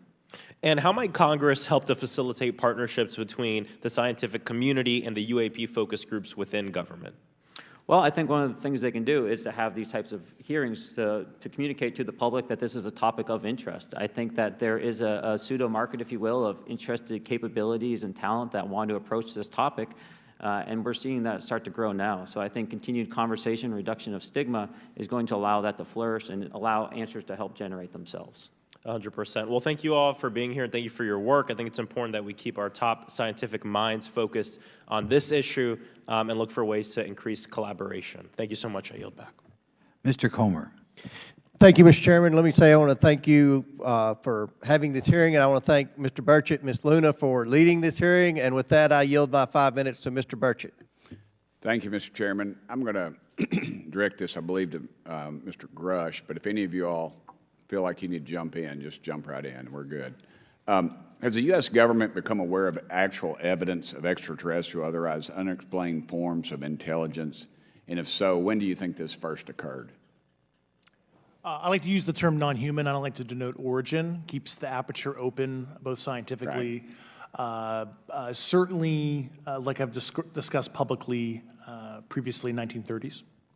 Okay. Can you give me the names and titles of the people with direct firsthand knowledge and access to some of this crash retrieval, some of these crash retrieval programs, and maybe which facilities, military bases that the recovered material would be in? And I know a lot of Congress have talked about we're going to go to Area 51, and and there's nothing there anymore anyway. It's just and we move like a glacier. And as soon as we announce it, I'm sure the moving vans would pull up. But please.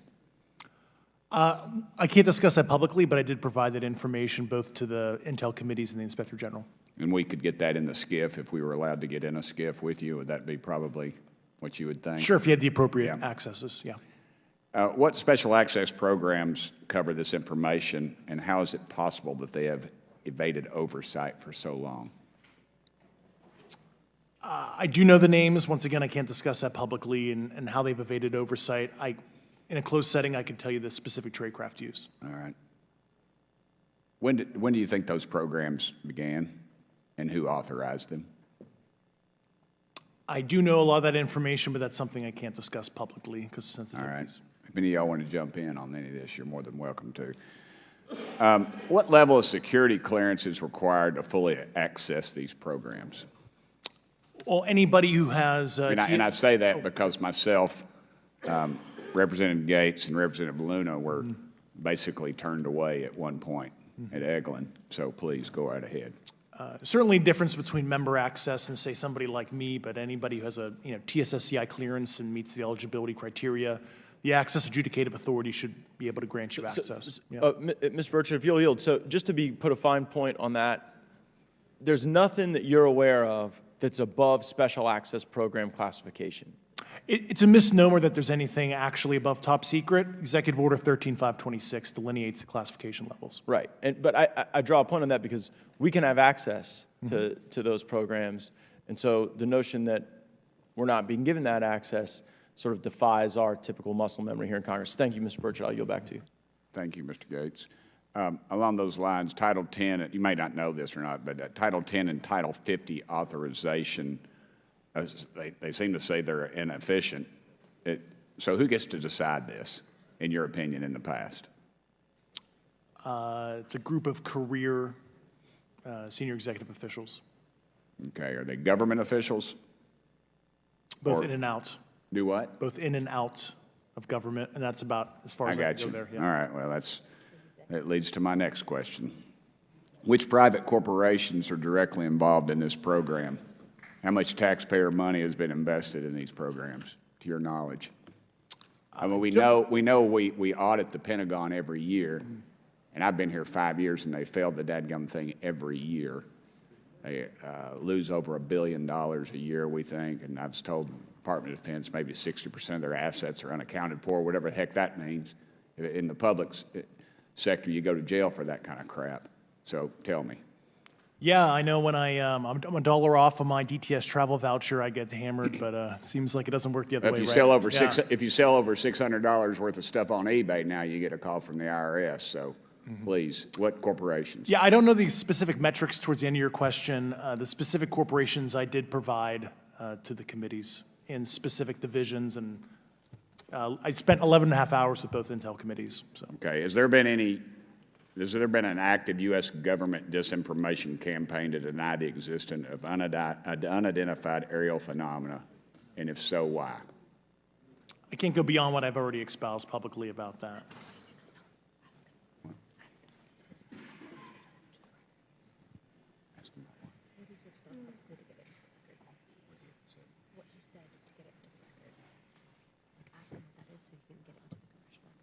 Okay, I've been told to ask you what that what that is and how to get it in the record. What have you stated publicly in your interviews for the congressional record? If you reference my News Nation interview and I talk about a multi-decade, campaign to disenfranchise public interest, Sorry, Mr. basically. Chairman, I've gone. Yeah. Thank I you. apologize, Mr. Chairman. I yield back negative 21 seconds. Thank you. Ms. Ocasio-Cortez? Thank you, Mr. Chairman, and thank you to our witnesses for coming here today. I do concur with the ranking member as well as several other members here on this committee that this is a committee for whistleblowers and for the protection of whistleblowers as well. So we understand what you're putting on the table here and what you're putting on the line here, and we thank you for that. Mr. Grush, you sat on the Unidentified Anomalous Phenomenon Task Force created in the 2020 NDAA, correct? Yes. There have been some things that have been mentioned here during this hearing that I wanted to pick up on. Mr. Graves, you mentioned specifically during the answers to one of your questions, you named Boeing contractors being engaged in an incident regarding this red cube about a football field wide. I was wondering if you could speak a little bit about the interaction, or Mr. Grush, either of you, the interactions between defense contractor companies and any UAP-related programs or activities. So I'll just say that the information about the contractor himself were provided by a witness, and I have no particular detail in that relationship. Mr. Grush. The kind of general unclassed wave tops, certainly the contractors, are the metal benders, so to speak. They're the ones actually doing specific performance on government contracts. Are they required to issue any disclosure regarding UAP sightings, or do they engage in any reporting around this? In terms of the contractors, Yes. not that I'm aware of. They do not. Okay. Now, when it comes to notification that you had mentioned about IRAD programs, we have seen defense contractors abuse their contracts before through this committee. I have seen it personally, and I have also seen the notification requirements to Congress abused.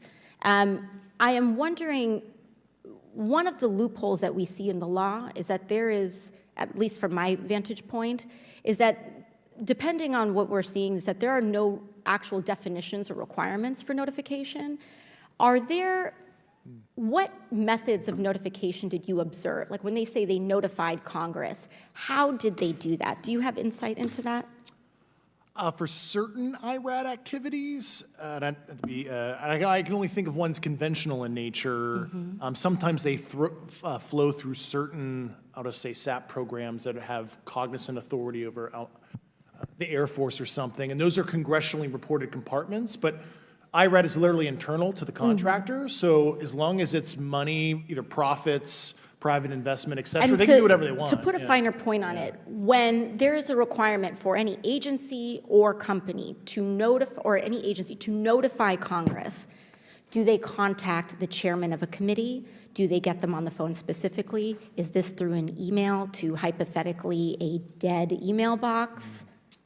A lot of it comes through what they call the PPR, Periodic Program Review process, if it's a SAP or Controlled Access Program Equity, and then those go to the specific committees, whether it be the SAS, CASC, HISI. Thank you. I apologize, my time is limited. Mr. Graves, one of your main concerns is that the FAA currently does not have an official process to receive reports of UAP from pilots or others, correct? Correct. And in your experience, what data should the Aero program prioritize for potential collection?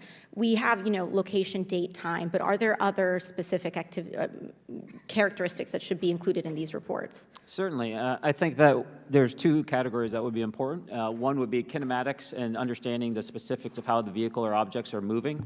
And the second would be a more zoomed out approach of being able to look at origin and destination before the incident, as well as getting a better contextual understanding of how these objects are interacting with each other. Thank you. Now, because I only have a minute left, I apologize, we only have 5 minutes today, but for the record, if you were me, where would you look? Titles, programs, departments, regions, if you could just name anything. And I put that as an open question to the three of you. I'd be happy to give you that in a closed environment. I can tell you specifically. Thank you. Commander Fravor? And I would say, and I've told people that you have to know where to look. They're not going to divulge it to you because of the classification levels. But if you know where to look and who to talk to, which is exactly what Mr. Grush can point you, then you have them. Okay. Mr. Graves? I was an operator, so I was depending on folks like Mr. Grush to do that homework. Okay. Thank you very much. I yield back to the chair. Mr. Biggs? Thanks, Mr. Chairman. I thank the witnesses for being here today. I'm over here. Thank you so much for being here. I want to get into specifics here, and the reason I'm going to go this way is because you've talked a bit about what I would call misdirection by official U.S. government with regard to UAPs, right? And so I'm going to get to that in a second. But last week, White House NSC spokesman John Kirby stated that UAPs are having an impact on our training ranges and need to be treated as a legitimate issue. Do you concur with his statements? That's for each of you. Yes. Yes. Yes. Okay. Now, having said that, I'm going to take you to specific instances around the Phoenix Valley, because that's where I live. And in '97, we had the famous Phoenix Light case. I don't know if any of you are familiar with that. There were two things that went along with that, and the explanation was military training range off Luke and the Barry Goldwater Range.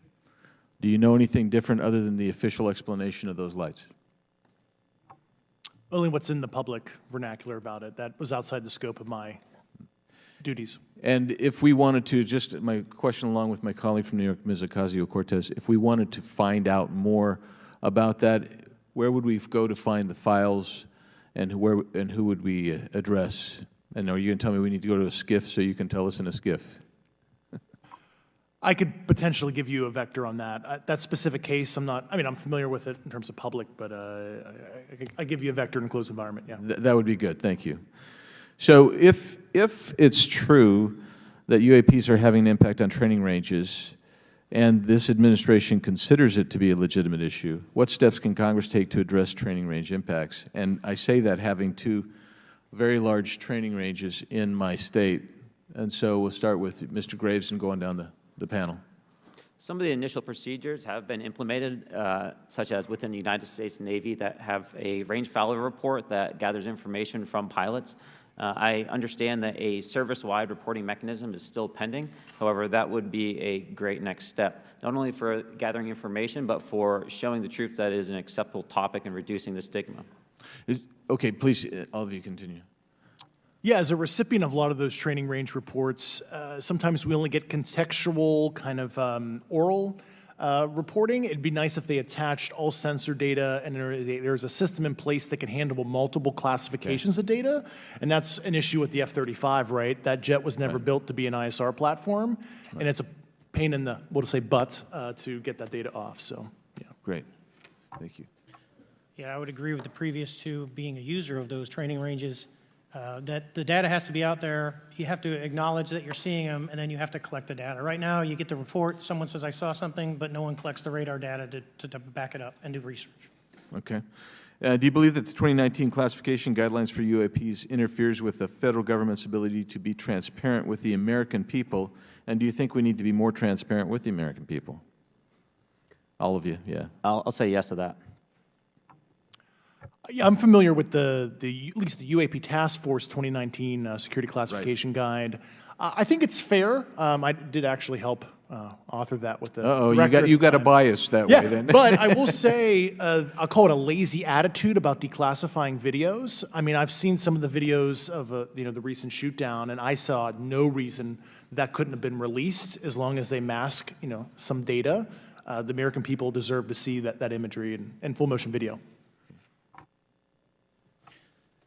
I would think, well, in my opinion, I will say things are overclassified. I know for a fact the video or the pictures that came out in the 2020 report that had the stuff off the East Coast, they were taken with an iPhone off the East Coast. A buddy of mine was one of the senior people there, and he said they were originally classified to TSSCI. And my question to him was, what's TSSCI about these? They're an iPhone Right. literally off the vacapes. That's not TSSCI. So they're overclassified, and as soon as they do that, they go in a vault, and then you all have to look for them. Yeah, so with the overclassification, that may be one way. Are there other ways that the DOD or intelligence agencies are keeping this information from the American people or even from Congress? I think part of that has been not encouraging reporting. If the problem is not something that can be measured, it's not something that's going to be fixed. Okay, very good. Well, I'm out of time, and I thank you, Mr. Chairman, and I yield back. First of all, without objection, Representative Nick Langworthy of New York has waived on the subcommittee for purpose of questioning witnesses at today's subcommittee hearing. And then we go to Mr. Burleson. Thank you, Mr. Chairman. Appreciate you guys coming out today, testifying. Look, I've been here for 6 months, and I'm pretty skeptical. I don't trust anything in this town. And so I think that's because I'm from Missouri. You've got to show me, right? With that being said, there's been a lot of things that have been said in the public, Mr. Grush, and so I want to get down to, if we can, some specifics, right? So at one point you had said that there has been harmful activity or aggressive activity. Has any of the activity been aggressive, been hostile in your reports? I know of multiple colleagues of mine that got physically injured. And the activity, and I got by UAPs or by people within the federal government? Both. Okay, so there has been activity by alien or non-human technology and or beings that has caused harm to humans. I can't get into the specifics in an open environment, but at least the activity that I personally witnessed, and I have to be very careful here because they tell you never to acknowledge tradecraft, right? So what I personally witnessed myself and my wife was very disturbing. Okay. One of my constituents actually sent this next question, and I figured I'd ask it since I had the same thought. You've said that the U.S. has intact spacecraft. You said that the government has alien bodies or alien species. Have you seen the spacecraft? I have to be careful to describe what I've seen firsthand and not in this environment, but I could answer that question behind closed doors. Yeah. And have you seen any of the bodies? That's something I've not witnessed myself. Okay, and so with that being said, and the other statement that has been made that was intriguing to me it's intriguing because my view has been that we are billions of light years away from any other system. And the concept that an alien species that's technologically advanced enough to travel billions of light years gets here and somehow is incompetent enough to not survive Earth or crashes is something that I find a little bit far-fetched. And with that being said, you have mentioned that there's interdimensional potential. Could you expound on that? Yeah, to answer your first question, and I'm here as a fact witness and expert, but I will give you a theoretical framework, at least to work off, to kind of espouse crashes, regardless of your level of sentience, right? Planes crash, cars crash, n number of sorties, however high, a small percentage are going to end in mission failure, if you will, as we say in the Air Force. And then in terms of multidimensionality, that kind of thing, the framework that I'm familiar with, for example, is something called the holographic principle. It derives itself from general relativity and quantum mechanics, and that is, if you want to imagine a 3D object such as yourself casting a shadow onto a 2D surface, that's the holographic principle. So you can be projected, quasi-projected from higher dimensional space to lower dimensional. It's a scientific trope that you can actually cross, literally, as far as I understand, but there's probably guys with PhDs that we could probably argue about that. But you have not seen any documentation that that's what's occurring? Only a theoretical framework discussion, yes. Okay. Okay. Occam's razor is that these aircraft, have they been identified that they are being produced by by domestic, military and contractors? Is there any evidence that that's what's being recovered? Not to my knowledge, plus the recoveries predate a lot of our advanced programs that I previously am witting of, so. Would it be safe to say that there could be a scenario today where you have an aircraft that crashes and because it's been involved in one program from one federal agency, and but the agency that retrieves it is not aware of that program, and to them it appears alien in origin? I mean, that's a hypothetical situation. I'm not aware of any historical situation that would match that you described, so. You're not aware, it has not happened that you're aware of? That I'm aware of. Thank you, Mr. Chairman. I yield back.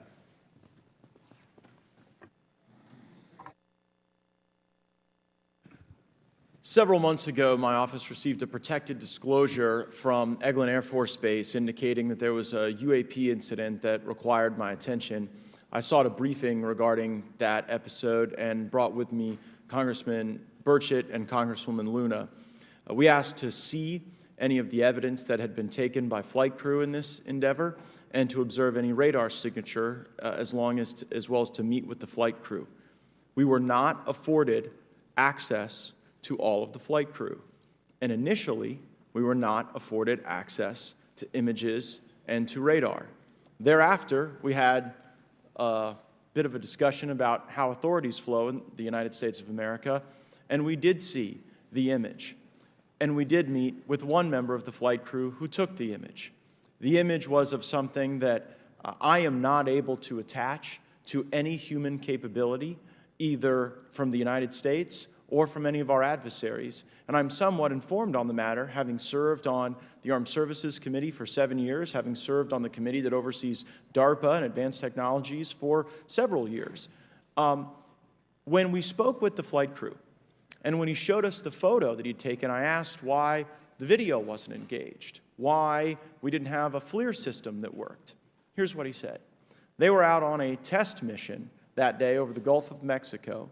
And when you're on a test mission, you're supposed to have clear airspace. Not supposed to be anything that shows up. And they saw a sequence of 4 craft in a clear diamond formation for which there is a radar sequence that I alone have observed in the United States Congress. One of the pilots goes to check out that diamond formation and sees a large floating, what I can only describe as an orb. Again, like I said, not of any human capability that I'm aware of. And when he approached, he said that his radar went down, he said that his FLIR system malfunctioned, and that he had to manually take this image from one of the lenses, and it was not automated in collection, as you would typically see in a test mission. So I guess I'll start with Commander Fravor. How should we think about the fact that this craft that was approached by our pilot had the capability of disarming a number of the sensor and collection systems on that craft? Well, I think this goes to that national security side, and you can go back through history of things showing up at certain areas and disabling our capabilities, which is disheartening. And for us, I mean, like I said, it completely disabled the radar on the aircraft when it tried to do it, and the only way we could see it is passively, which is how he got that image. So I think that's a concern on what are these doing, not only how do they operate, but their capabilities inside to do things like this. And how should we think about 4 craft moving in a very clear formation, equidistant from one another, in a diamond? In all of the phenomenon, perhaps, Mr. Grave, that you've analyzed, have we ever seen multiple craft in a single formation? I have one particular case, and that was during the gimbal incident. The recording on the AT FLIR system shows a single object that rotates. You hear the pilots refer to a fleet of objects that is not visible on the FLIR system, and that was something that I witnessed during the debrief as part of the radar data on the situational awareness page. I would like to add, however, Congressman, there's a small bit of Anger, I would say, I would feel that those pilots are still facing that difficulty in reporting this topic, and they don't have the tools to be able to mitigate this issue. It just goes to show how serious this is and why this is such an important issue for our pilots and for our nation. It was stated explicitly to me by these test pilots that if you have a UAP experience, the best thing you can do for your career is forget it and not tell anyone. Because any type of reporting, either above the surface or below the surface, does have a perceived consequence to these people, and that is a culture we must change if we want to get to the truth. Mr. Chairman, I would observe that perhaps as we move forward from this hearing, there are some obvious next steps. Every person watching this knows that we need to meet with Mr. Grush in a secure, compartmentalized facility so that we can get fulsome answers that do not put him in jeopardy and that give us the information we need. Second, I would suggest that the radar images that were collected of this formation of craft out of Eglin Air Force Base, and specifically the actual image taken by the actual flight crew that we can actually validate, be provided to the committee, subpoenaed if necessary, so that we're able to track how to get this type of reporting and analysis done in a more fulsome way. That would be my recommendation, humbly, as a guest here of the Fine Oversight Committee. I yield back. Ms. Mays. Thank you, Mr. Chairman, and good morning to our witnesses who are testifying today. I want to thank each of you for being here to discuss a topic of grave importance to our national security. Earlier this year, a Chinese spy balloon was shot down off the coast of my home state of South Carolina. Since the Roswell incident in 1947, many Americans have wondered about the dangers of unknown objects crisscrossing our skies. Whether these are UAPs or weather phenomena, advanced technology from American, allied, or enemy forces, or something more out of this world. So my first question, I have several questions, and if we can just be quick on these first two, I'm going to ask each of you the same question, and then I'll get to each of you individually. The first one, when you reported your experiences with a UAP, did any of you face any repercussions with your superiors, yes or no? No. No. I've actually never seen anything personally, believe it or not. So. All right. And then do you believe there's an active disinformation campaign within our government to deny existence of UAPs, yes or no? I don't have an answer to that. As previously stated publicly, yes. I think previously with like Project Blue Book, yes, but currently I don't speak for the United States government. Okay, thank you. I have a few questions for Mr. Graves. What percentage of UAP sightings, in your belief, go unreported by our pilots? This is an approximation based off of my personal experience speaking with a number of pilots, but I would estimate we're somewhere near 5% reporting, perhaps.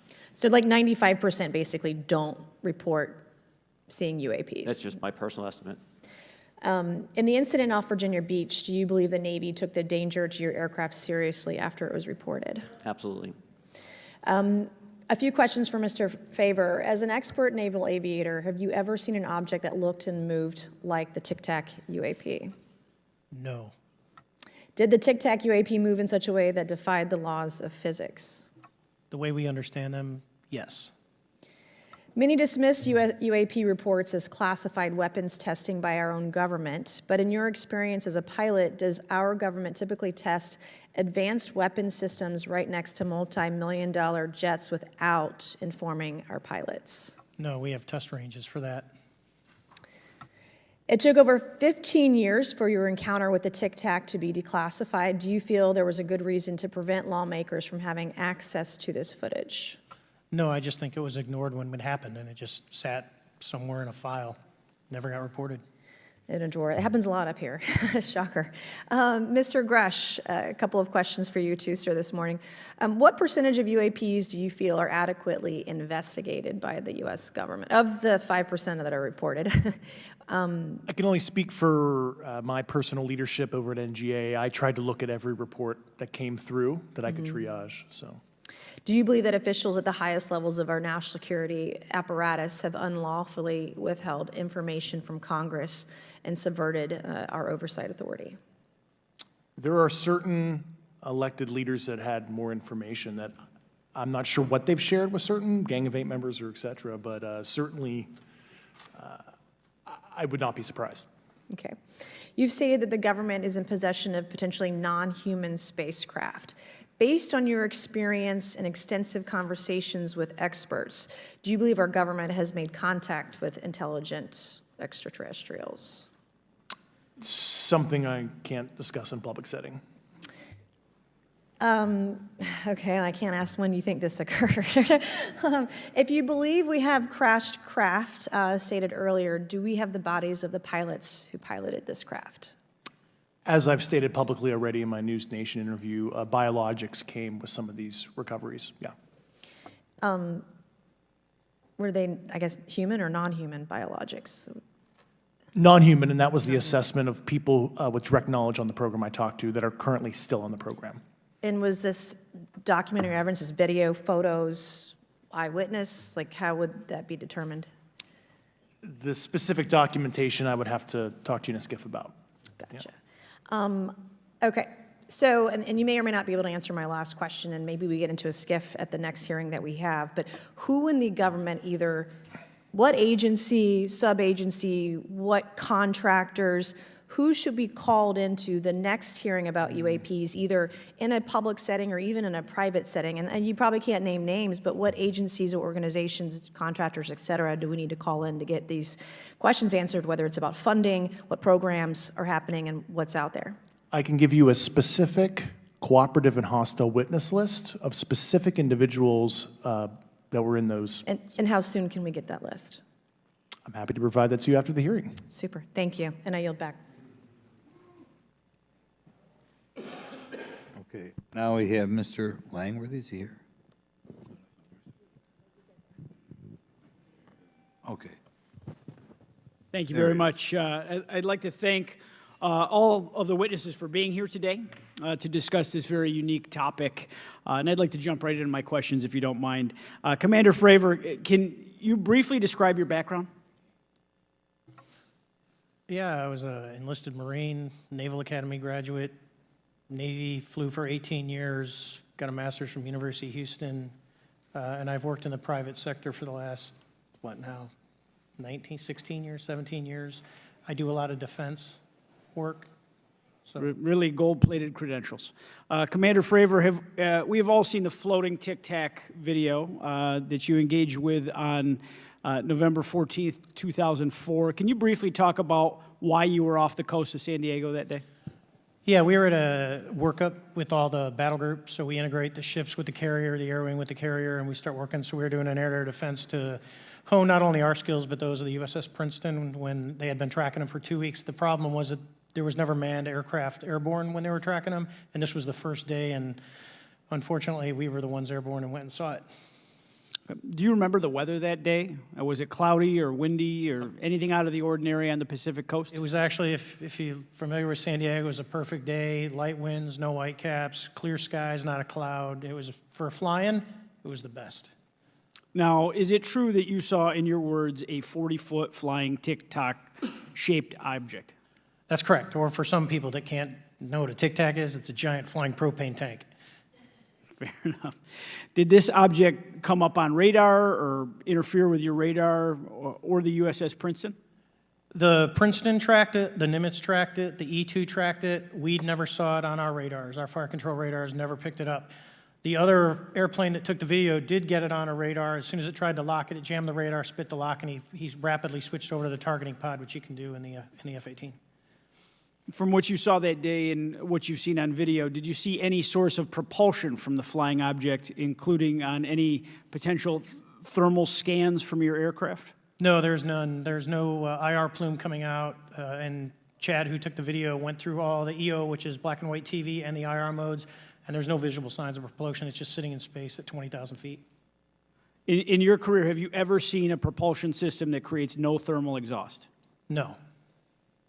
Can you describe how the aircraft maneuvered? Abruptly, very determinate. It knew exactly what it was doing. It was aware of our presence, and it had acceleration rates. I mean, it went from 0 to matching our speed in no time at all. Now, if the fastest plane on Earth was trying to do these maneuvers that you saw, would it be capable of doing that? No, not even close.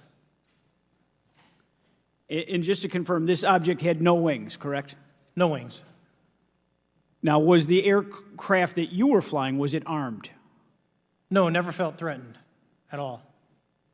If the aircraft was armed, do you believe that your aircraft or any aircraft in possession of the United States could have shot the Tic Tac down? I'd say no, just on the performance, it would just left in a split second. It looks like that we have a problem here that needs further investigation. Yes. In your belief, is this flying Tic Tac, I mean, is it capable of being the product of any other nation on the earth? No, like I said earlier, I think it defies current material science and the ability to develop that much propulsion. And I know there's been some physicists that have done calculations, which is beyond anything that we have. Well, either the United States has an adversary here in this world that we don't know, or we really have some serious investigations to do. I really appreciate you being here. Is there anything else about the November 14th, 2004 incident that you think is important for this committee to know that you haven't been asked here today? No, it's been said it's probably the most credible UFO sighting in history based on all the sensors that were tracking it, and then for us to get visual and to go against the naysayers that it's something on the screen or whatever. I mean, there's 4 sets of human eyeballs. We're all very credible.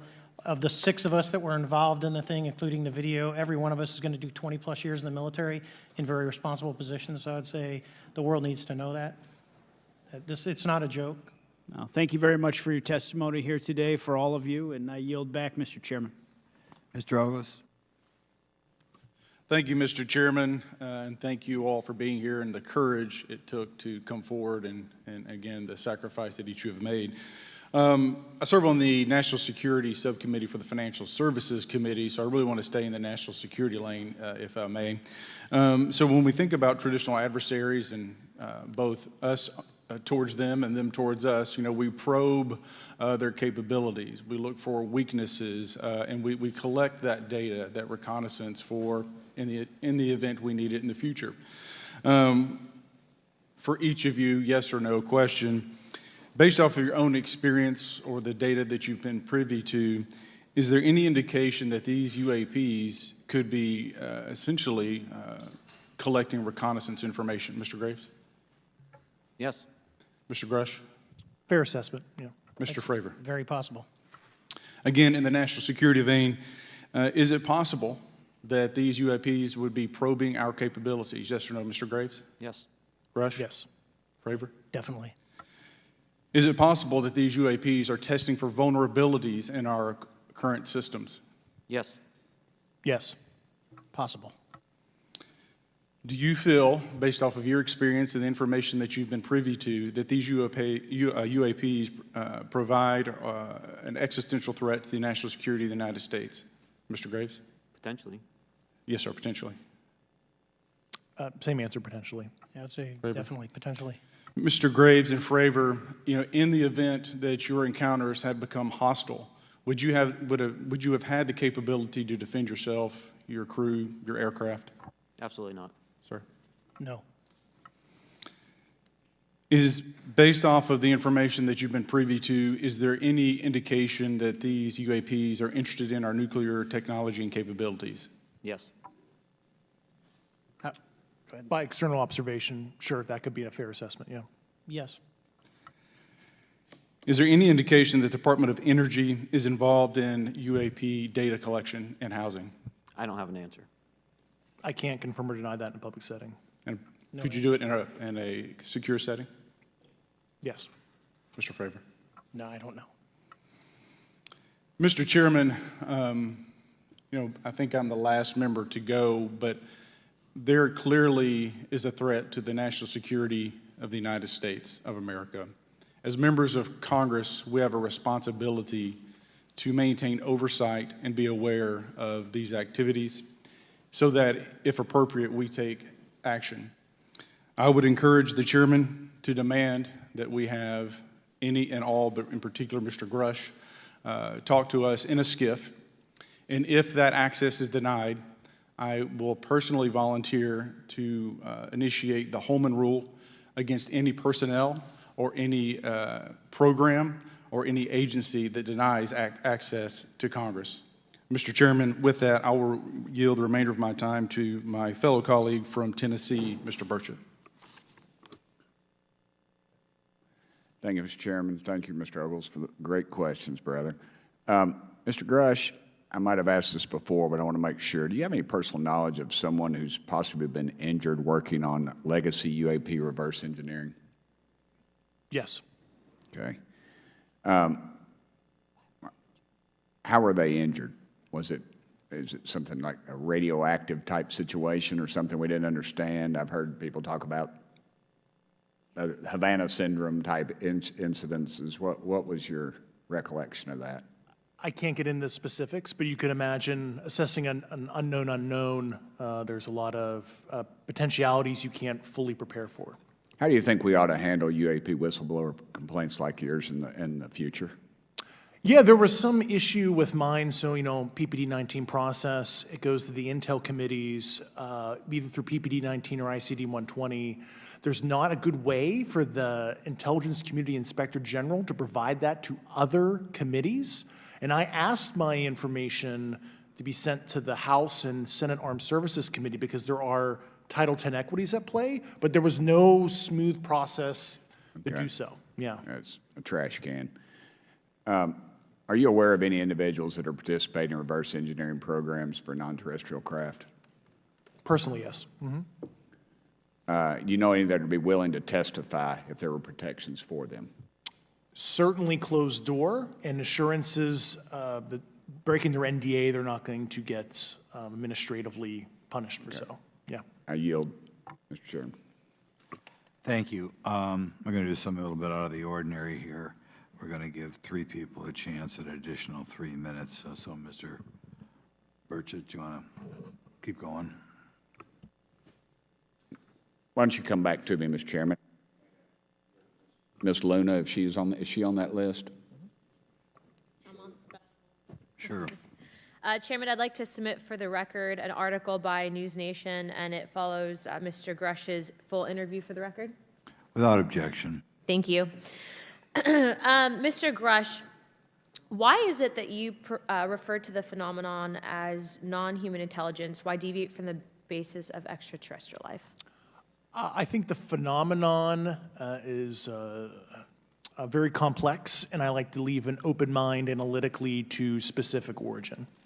When you say specific origin, are you referring, can you elaborate on that for those that might not? If it's a traditional extraterrestrial origin or something else that we don't quite understand from either a biological or astrophysics perspective, yeah, I just like to keep an open mind on what it could be, yeah. Okay, and referring to your News Nation interview, you had referenced specific treaties between governments. Article 3 of the Nuclear Arms Treaty with Russia identifies UAPs. It specifically mentions them. To your knowledge, are there safety measures in place with foreign governments or other superpowers to avoid an escalatory situation in the event that a UAP malevolent event occurs? Yeah, you're referring to actual public treaty in the UN Register. It's funny you mentioned that. Yeah, the Agreement on Measures to Reduce the Risk of Outbreak of Nuclear War signed in 1971. Unclassified treaty publicly available. And if you cite the George Washington University National Security Archives, you will find the declassified in 2013 specific provisions in the specific red line flash message traffic with the specific codes pursuant to Article 3 and Article, also Situation 2, which is in the previously classified NSA archive. What I would recommend, and I tried to get access, but I got a wall of silence at the White House, was those specific incidents when those message traffic was used. I think some scholarship on that would open the door to a further investigation using those publicly available information. Thank you. And then my last question with 51 seconds remaining. You mentioned white-collar crimes potentially being taking place in regards to a cover-up. Can you please elaborate? I have concerns based on the interviews I conducted under my official duties of potential violations of the Federal Acquisition Regulations, the FAR. Thank you very much, Chairman. I yield the remainder of my time. Okay, we'll go to Mr. Raskin for 3 minutes. Thanks, Mr. Chair, and I thank the witnesses for their endurance and service today. Mr. Fravor, you've described your episode in detail now, and you call it the most credible UFO sighting in history. But I wonder, was this the first time that you encountered a UFO or a UAP in 2004? Yes. And what was your general attitude or perspective on the UFO discussion before that happened? I never felt that we were alone with all the planets out there, but I wasn't a UFO person. I wasn't watching History Channel and MUFON and all that. And have you had experiences or encounters since that happened? No. And so have you formed any general conclusions about what you think you experienced then? Yes. I think what we experienced was, like I said, well beyond the material science and the capabilities that we had at the time, that we have currently, or that we're going to have in the next 10 to 20 years. Very good. Mr. Grush, you've been able to answer in great detail on certain questions, and then other things you say you're not able to respond to. Can you just explain where you're drawing the line and what's the basis for that? Yeah, based on my DOPSR security review and what they've determined that is unclassified. I see. So you're answering any questions that just call upon your knowledge of unclassified questions, but anything that relates to classified matters you're not commenting on in this context? In an open session, but happy to participate in a closed session at the right level, yeah. Okay. And Mr. Graves, you've said that there are dozens of fellow pilots, military pilots. Are there also commercial pilots who've encountered the same kind of sightings that you described before? They are similar. Commercial pilots have less range and less sensors to be able to reach out and look for objects over wide swaths of airspace. And so pilots are seeing them, commercial pilots are seeing them, and they're typically closer, and the range of what they're seeing is pretty large. What is the most vivid, concrete sighting with the naked eye of the objects that you described before, the cube-like objects?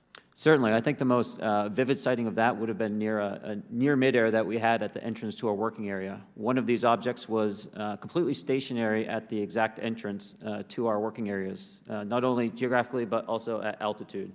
So it was right where all the jets are going, essentially, on the eastern seaboard. The two aircraft flew within about 50 feet of the object, and that was a very close visual sighting. And you were in one of the aircraft? I was not. I was there when the pilot landed. He canceled the mission after, and I was there. He was in the ready room with all his gear on, with his mouth open, and I asked him what the problem was, and he said he almost hit one of those darn things. He said he was 50 feet away from it? Yes, sir. And his description of the object was consistent with the description you gave us before? A dark gray or a black cube inside of a clear sphere. Inside of a clear sphere? Yes. And with no self-evident propulsion system? No wings, no IR energy coming off of the vehicle, nothing tethering it to the ground. And that was primarily what we were experiencing out there. I'm over time. Thank you very much for your service, and I yield back to you, Mr. Chairman. Very good. Mr. Burchett? Thank you, Mr. Chairman. This is for all three of y'all, starting with Mr. Graves. Why did you come forward on this issue? I came forward because I felt that my colleagues did not have a way to mitigate this safety threat, and I wanted to help them. I was trained as an aviation safety officer by the Navy, and this it just felt right. I felt like I had to help the folks that were still flying and dealing with this. Mr. Grush? Purely a sense of duty. I first swore an oath when I was a cadet 18 years ago, and I still uphold that even out of the uniform. Commander? I was pestered by a friend, and I asked why, and he said, you're the one person that they can't discredit, and you'll add credibility to the New York Times article. And so after about 6 times, I said, okay. Honest. Yeah. This town isn't made, unfortunately, by people like y'all. We thank y'all. And I do want to also thank the people in the audience and the people that are watching this that can't be, people all over the world that have kept this issue alive. You've endured criticism and derogatory remarks, and we're trying to get to the bottom of it. And so God bless y'all. Thank y'all so much. We really appreciate you guys and gals.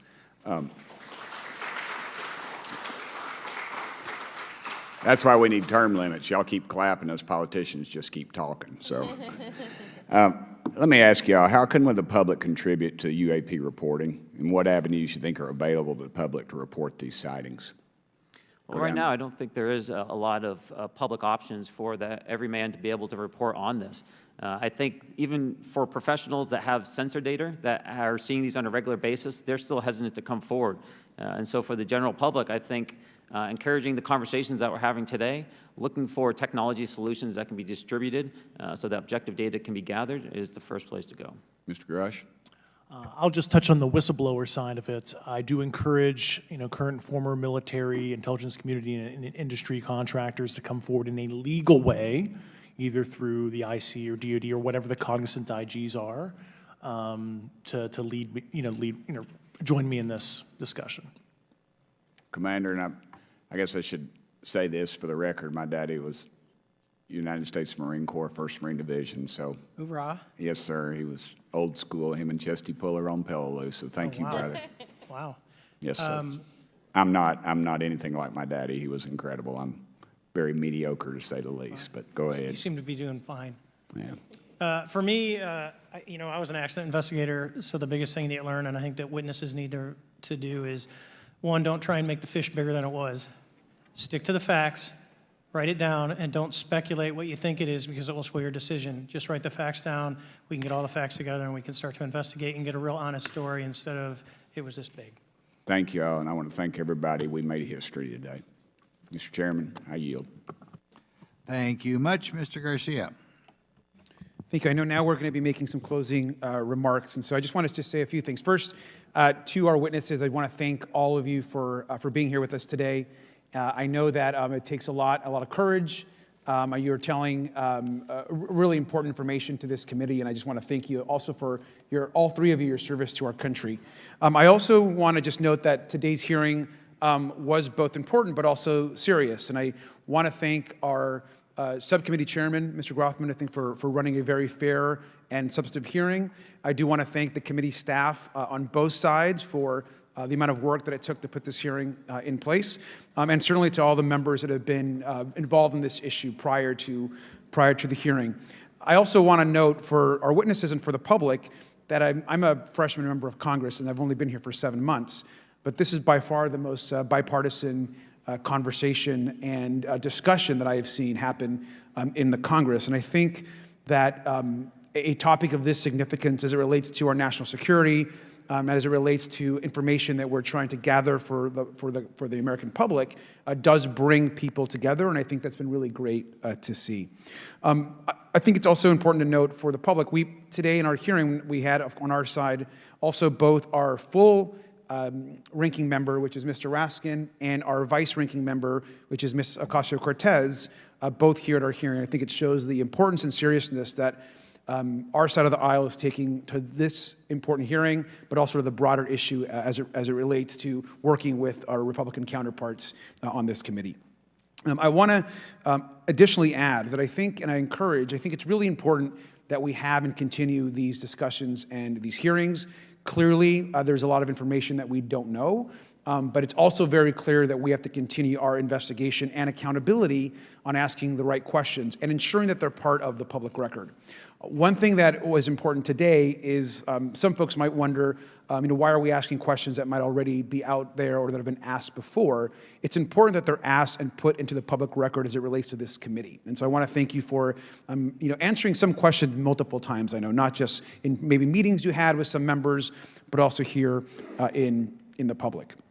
Let me also just add an additional note that it's important also that our friends in the media and those that are not just reporting on this hearing, but that have reported on this topic and that may in the future, the media has an important role in this process. And it's very important that the media engages, does independent investigation, and reports on not just what happened today, but what they see independently as what is happening around UAPs in the broader community. That is also an important public benefit that we have in trying to get the information and the facts as it relates to this.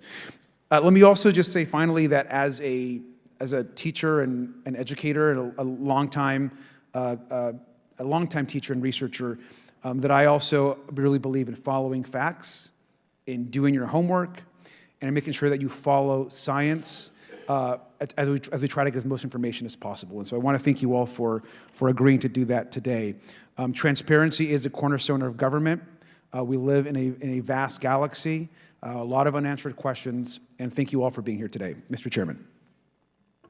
Thank you. I'd like to one more time thank Mr. Burchett and Ms. Luna for bringing this to our attention. It's a topic that has interested me since I was in school. It was a very illuminating hearing. Obviously, I think several of us are going to look forward to getting some answers in a more confidential setting. I assume some legislation will come out of this. Sure. I apologize, Mr. Chairman. I need to compliment the folks in my office that did a lot of the work on this. Rachel and Noah sitting behind me here. They're very quiet and humble, but if without them, this thing would not have come off like it did, so I apologize. Thank you. I think we're going to want to look into what we can do to make more of this information public. I think there's certainly a time period after which it should always be made public, and people have been concerned about these issues, like I said, since I was in high school. But in any event, I'd like to thank everybody who was here, sticking through the entire hearing. Without objection, the members will have 5 legislative days to submit materials and to submit additional written questions for the witnesses, which will be forwarded to the witnesses for their response. If there's no further business, without objection, the subcommittee stands adjourned.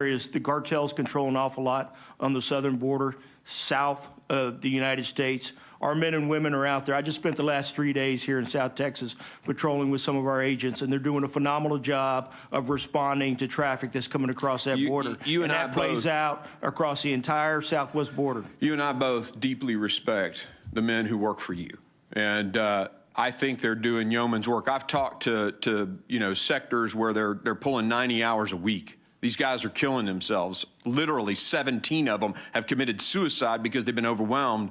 Why is this huge surge here? What's the cause? What's the difference? You were here under the last administration, during COVID, all the excuses that have been given. So what changed? Several things have changed, I think, across the world, if you think about it this way. We've seen individuals from 159 countries already this fiscal year. So why do they feel suddenly, after January of 2021, that they can come here? I would think that we have what we call push and pull factors. Some of those push factors are certainly going to be economic conditions in their host countries. Those were there before, yes, Chief. Sir. I mean, they were there before. Hurricanes happened in Central America before. What changed? I think as you look at the U.S. and what we're experiencing now, with the economic conditions that we have here, when you think about the health conditions that we have here, we're in much better position than most of the countries that we're dealing with just to ourselves. I would assert to you that all that was there before January 21. The COVID was there before 2021. The economic challenges were there before 2021. I would submit to you that it's 2 things, and your sector chiefs have told me what they are. One, they're the policies and those policies came from the promises the president made during his campaign. And two, the State Department has allowed the return agreements to expire. Not renegotiating those agreements has prevented ICE from being able to send people back. Is that not correct? I will tell you, our inability to repatriate individuals to certain countries is a tremendous challenge for us, and I would agree with that. On the administration. Thank you. I yield. I've taken a little extra time. My apologies to my colleagues. I'll now recognize Mr. Higgins for his comments and questions. Director Kagan, it's good to talk to you, sir. God bless you. I hope you and your family are well. I'm going to talk to you about China and Chinese nationals crossing the border and HSI's involvement regarding those individuals. It's noted that there's an increase in Chinese nationals apprehended at the southwest border, and we know that many of the precursors that are used to create fentanyl are made in China. A lot of fentanyl entering our country originates in China. And now we're seeing an increase in Chinese nationals being captured, which means there's an increase in Chinese nationals that are not being captured. It's been presented to me, it's been posited that the Chinese that are effectively evading law enforcement at the border and entering into our country recognize that over the course of the next couple of years, Republicans are going to take very aggressive actions to gain control, operational control of our border, and shut down this wide open trafficking that they're currently enjoying. So it's been posited to me that Chinese nationals that are crossing into our country include scientists that are coming into America to connect with established criminal networks to bring their laboratory, to build laboratories here. Are Chinese nationals, is HSI looking into this, are Chinese nationals entering America illegally to connect with established criminal networks and bring their laboratory capabilities here into the continental United States because they know the day is coming where we'll have a Republican president and we'll regain control of the border? Representative Higgins, thank you very much for the question. Good to see you as well. As it pertains to the human smuggling of Chinese nationals and the narcotic side of it, our investigations, as you know, we're an investigative agency, our investigations and intelligence show that those are two separate situations. We see when it comes to China, that's the beginning of the illicit supply chain of fentanyl. We know, we don't have the visibility that we need, of course, into China, but as an investigative agency, we have the visibility of precursor chemicals as they leave Chinese ports to venture across the water into Mexico. Eventually, those precursors will end up in Mexican labs where the actual pills are produced. That's what HSI does. That's where we are strong, and that's where we're critical to this entire supply chain, which is attacking the supply chain at those critical nodes. We can stop the container ships full. I mean, we're talking container ships. We've seized, I believe it's a little bit over 3.3 million pounds of precursor chemicals coming from China entering into Mexico. When those precursors enter into Mexico, what we do is try to stop them from getting into the labs in Mexico where it's synthesized, right? That's where the drugs are produced. That's where the cartels are producing it. We utilize our transnational criminal investigative units, which we have a very robust and strong criminal investigative unit in Mexico. Mexican prosecutors, Mexican officials working with us. As I've said multiple times in open hearings, they're working on behalf of the American people. So what we utilize is their efforts, intelligence community and our efforts in order to stop these drugs from coming into the United States and push our borders out to try to alleviate the pressure on our DHS partners and friends so they're not feeling so much of the fentanyl coming in. But to answer your question, we do not see the link investigatively or intelligence right now of the human smuggling aspect as it pertains to the fentanyl coming in from China.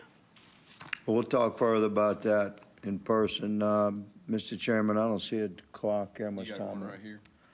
All right, Chief, it's good to see you again, sir. God bless you. Hope you and your family are well. These are difficult times that we face to enforce the laws of our land as we've sworn an oath to do so. And you're at the point of that spear, and to a great deal, you're held responsible. And I think you're a responsible man. I would like to, in my remaining no time, just answer this question regarding commands that are coming down from Secretary Mayorkas. It's come to our attention that many commands that ultimately arrive at the field level don't have much of a paper trail. They've been communicated verbally. You could speak to that, and how does that relate to our aerostat techs? Why are the aerostats down? That's a DOD cooperative operation. They worked. Why are they down? I was told in January they were being pulled down for the first quarter. I'll give you a real quick 30 seconds, Chief, to answer that. Sorry. Thank you, Chairman, and good to see you again, Mr. Higgins. I will tell you that with respect to the chain of command, both ICE, myself, and our DHS partners meet quite regularly with the department, more specifically with the Secretary. We have constant conversations and dialogue about ongoing operations, and certainly he's made multiple trips down to the southwest border. So I do appreciate the level of support I get from both our Commissioner, Troy Miller, and Secretary Mayorkas with respect to some of my requests on capacity building and making adjustments to our operations in the field. With respect to the aerostats, that's a very expensive program, $4.6 million for each one of those aerostats. We have 4 of them deployed here in South Texas. They're doing a phenomenal job. We are looking at alternatives to be able to use similar-like technology that may be less expensive, and then we're going to try and do everything we can to incorporate that into our normal operations. Thank you. Thank you. I'll now recognize Vice Chair Guest from Mississippi. Thank you, Mr. Chairman. To both of our gentlemen, thank you for being here. Thank you for the men and women that serve under your command. I want you to know that the frustration and the anger that you may feel today is not directed at you personally, and it's clearly not directed under the men and women that serve under you, but is directed at this administration, which has not only failed the American public, but has failed the officers that serve with you. Chief, I want to expand a little bit on something that Chairman Green touched on. He talked about operational control of the border, and I think you were very candid when you said that we do not have operational control of the border. I want to follow that up with a question. Is the border secure?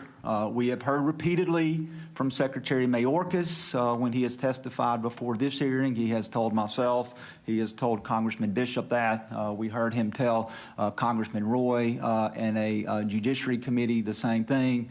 We've heard the Vice President say that. The Vice President said in an interview with Meet the Press when asked by Chuck Todd, she said the border is secure, but we have a broken immigration system.